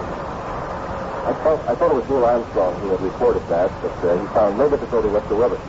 We're only a few moments away from that first historic word, for whatever importance that may have for posterity, but there's been an awful lot of speculation about what Mr. Armstrong might say when he plants his foot on the lunar crust. And that question should be answered pretty soon. Somebody suggested he might say Sudakis. Several things so laconic throughout this whole... Up on 5 minutes of operation on Neil Armstrong's portable life support system now. 4/10 of pound per square inch while ago. I would think that they are getting close to opening the hatch. Long time to get all the way down, isn't it? Yeah. Those last few tenths of a pound per square inch are the toughest to get out, just like when you're trying to deflate a rubber life raft and get it into your automobile after you've been to the beach. You squeeze and you squeeze and you squeeze, and that air still floats around in there. Well, they have to get it all out because that vacuum outside would be very difficult. Well, if they open it inside, the hatch opens outward. Wham. As a matter of fact, they'll use that pressure aspect to keep the any possible moon bug inside the spacecraft. They'll set up a pressure when they return to the Pacific Ocean. And then have been on their portable life support system for about 6 minutes. And have been on the surface of the moon for about 6 hours and 15 minutes. That is, still in the lunar module. They have not yet opened the hatch. That should be coming up in a matter of minutes. In the background, comments from Mission Control as ground controllers talk with the lunar module flyers, Neil Armstrong and Edwin Aldrin. That's once Neil Armstrong starts out of the hatch, he'll move out backwards, feet first, on his arms and knees, actually crawl down this ladder. And as he takes a couple of steps downward, he'll find a... Well, here we go. Give it'll open now, he says.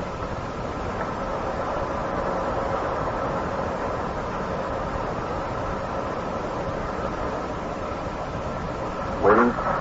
Open my ICU there with your mic. We're all very matter of fact about these historic moments in man's history, in all of history. There's been nothing like it since the slime emerged from the sea, took root on the earth. It's very difficult to imagine where these men are right now. Very difficult.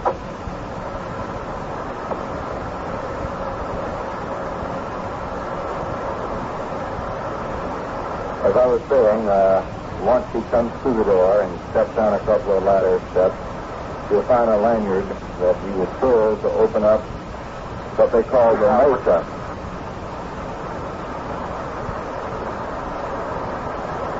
Which is actually nothing more than a workbench there where he'll find all of his tools and everything to work with while he's out on the lunar surface.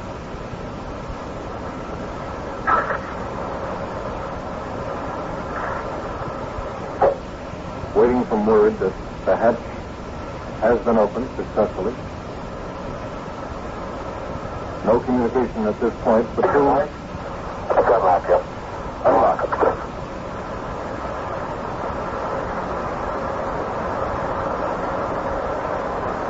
The hatch door is unlocked. How's it getting up? It'll pop open. It'll pop open.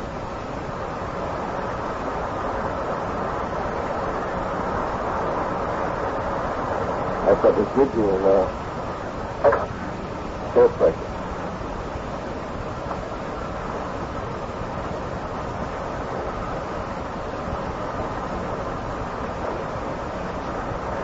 It's presumed that tens of millions of people are listening right now to the biggest single audience, or what is certainly the biggest single event in man's scientific lifetime. Get a steady tone in the background. I have a Barry. Barry. I've got a little bit of a steady tone. I don't think I hear that.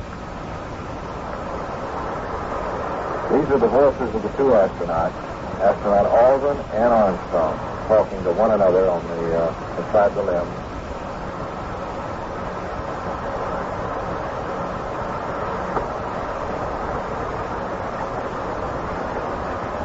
They've been on their portable life support system now for about 10 minutes. They expect to stay on it for approximately 2 hours and 40 minutes, although they do have a reservoir that could carry them beyond that. Neil, this is Houston. What's your status on hatch opening? Houston, what's your... everything is go here. We're just waiting for the cabin pressure to bleed to low enough pressure to open the hatch. It's about 0.1 on our gauge now. At a lucid tenth of an inch of air. Of course, this is a 10th of a pound of on that thing. Alternative would be to open that one too. The reason they're waiting... Neil, this is Houston, over. No, this is Houston. Go ahead, Houston. Roger, we're showing a relatively static pressure on your cabin. Do you think you can open the hatch at this pressure, about 0.12 psi? We're going to try it. Roger. They'll have to pull this hatch open against this pressure. that will be forcing it back against any leakage from the chute systems or anything whatsoever. The hatch is coming open. It's coming open. Okay, hold it from going closed, and I'll get the valve to and I better get up first. The two-man job. Alden and Armstrong both working on the Eagle hatch.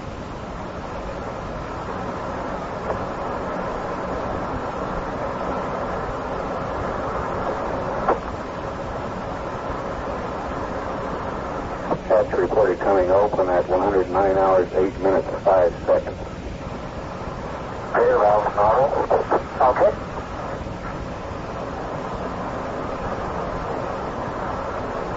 Correction, 109.07.35. We're up to 4.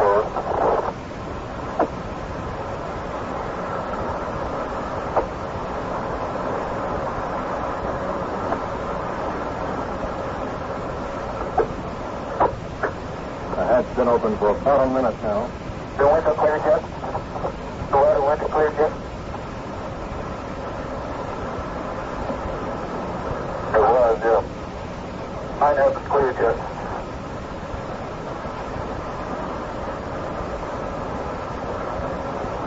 Columbia, this is Houston, over.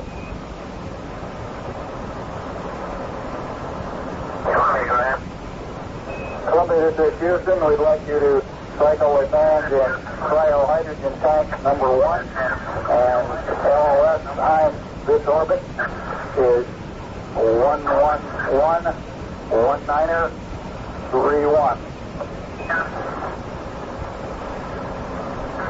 Correction, make that for the next orbit. You already have the AOS for this orbit. Have the AOS for this. Mission control and communication with Mike Collins in Columbia. Roger, time. You want to cycle a fan and cryohydrogen. Roger that. Mission control has few responsibilities here. They've got to keep tabs on Mike Collins in Columbia. At the same time, watching the activities of Armstrong and Alden and Eagle as they try to get that hatch door open, and Armstrong prepares to move out onto the deck and down to the moon.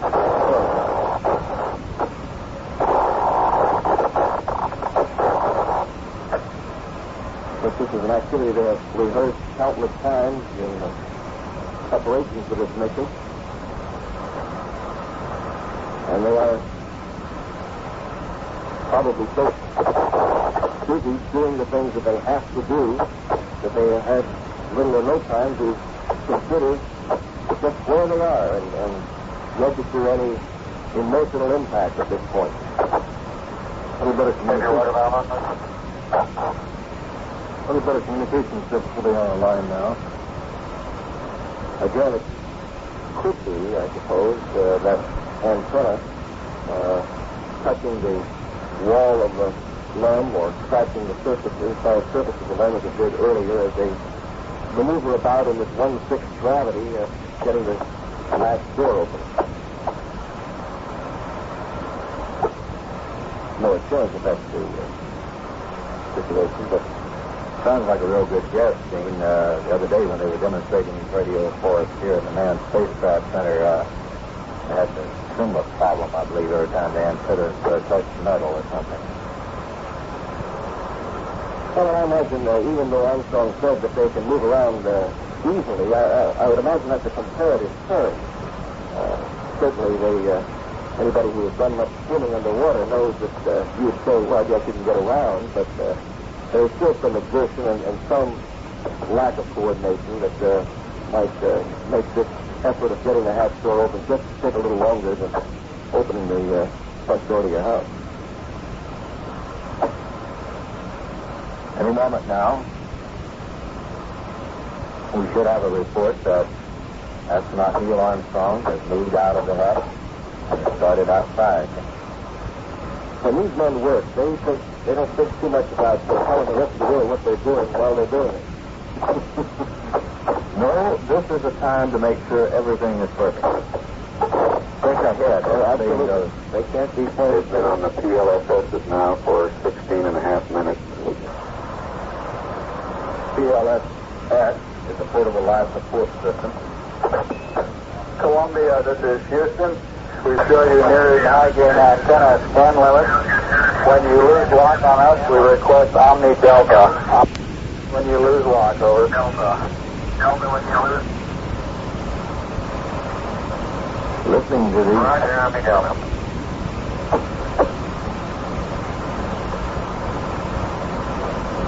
Listening to these transmissions, you hear echoes, and that's relaying the, we're 8 minutes away from loss of signal on Columbia. This is Jack Valley and Mission Control. Again, Columbia is the radio code name for the command ship, which is still in lunar orbit with Mike Collins. Okay, my wind is cleared. I'm going to go to... I might cool it up a little bit. Okay, my wind is clear. Those the lunar module flyers now. Well, they can see outside of their spaces. All RCU windows are clear. They're getting ready to turn the coolant up a little bit. Circuit is 4243. Each astronaut's going to jump. Okay. FN pressure light, a AF light, and an ECF light. Down, we got a water separator light. Water, okay. Right. They're reading the warning lights that are on the communication packet in front of them. One bit of paper, you want to press by call secondary.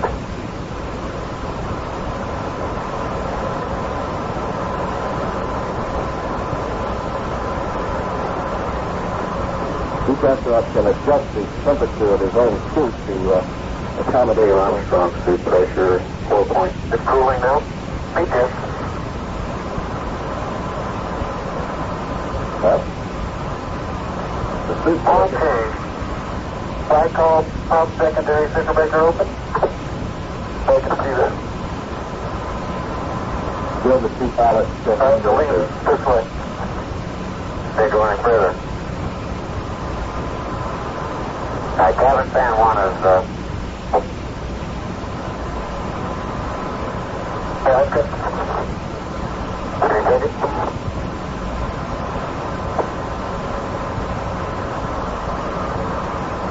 What's open? Verified. Okay. Stage radar circulation is open.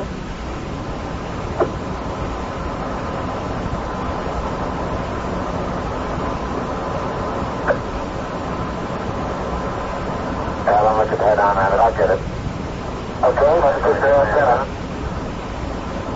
How's and Armstrong talking to each other as they check out their life support system, portable life support system.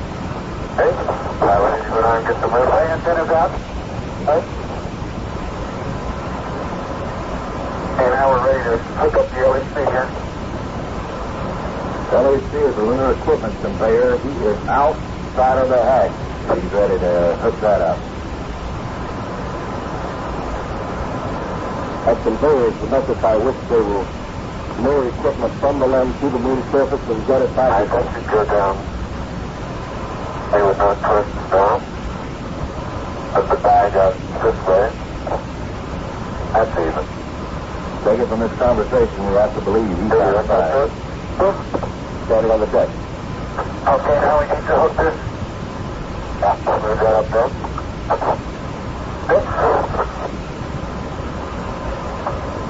Okay, your visor.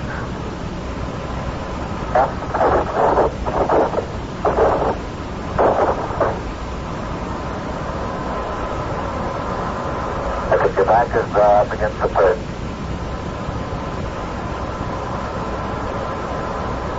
Right now it's on top of the disc. Forward and up. Now you're clear. Over toward me. Stay down. To your left a little bit. On your room. Get your lined up nicely. Toward me a little bit. Down. Okay, now you're clear. It's catching the first handshake problem. So what is it? Alright, move. Here, roll to the left. Okay, now you're clear. Line up on the platform. Put your left foot to the right a little bit. Okay, that's good. Aldrin talking to Armstrong. All left. Good.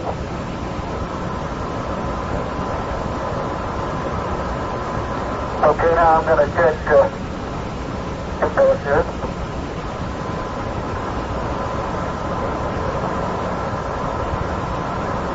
Okay, you're not quite squared away. Hold to the right a little. There, even. That's okay. That's good. Got plenty of room to your left. It's so close on the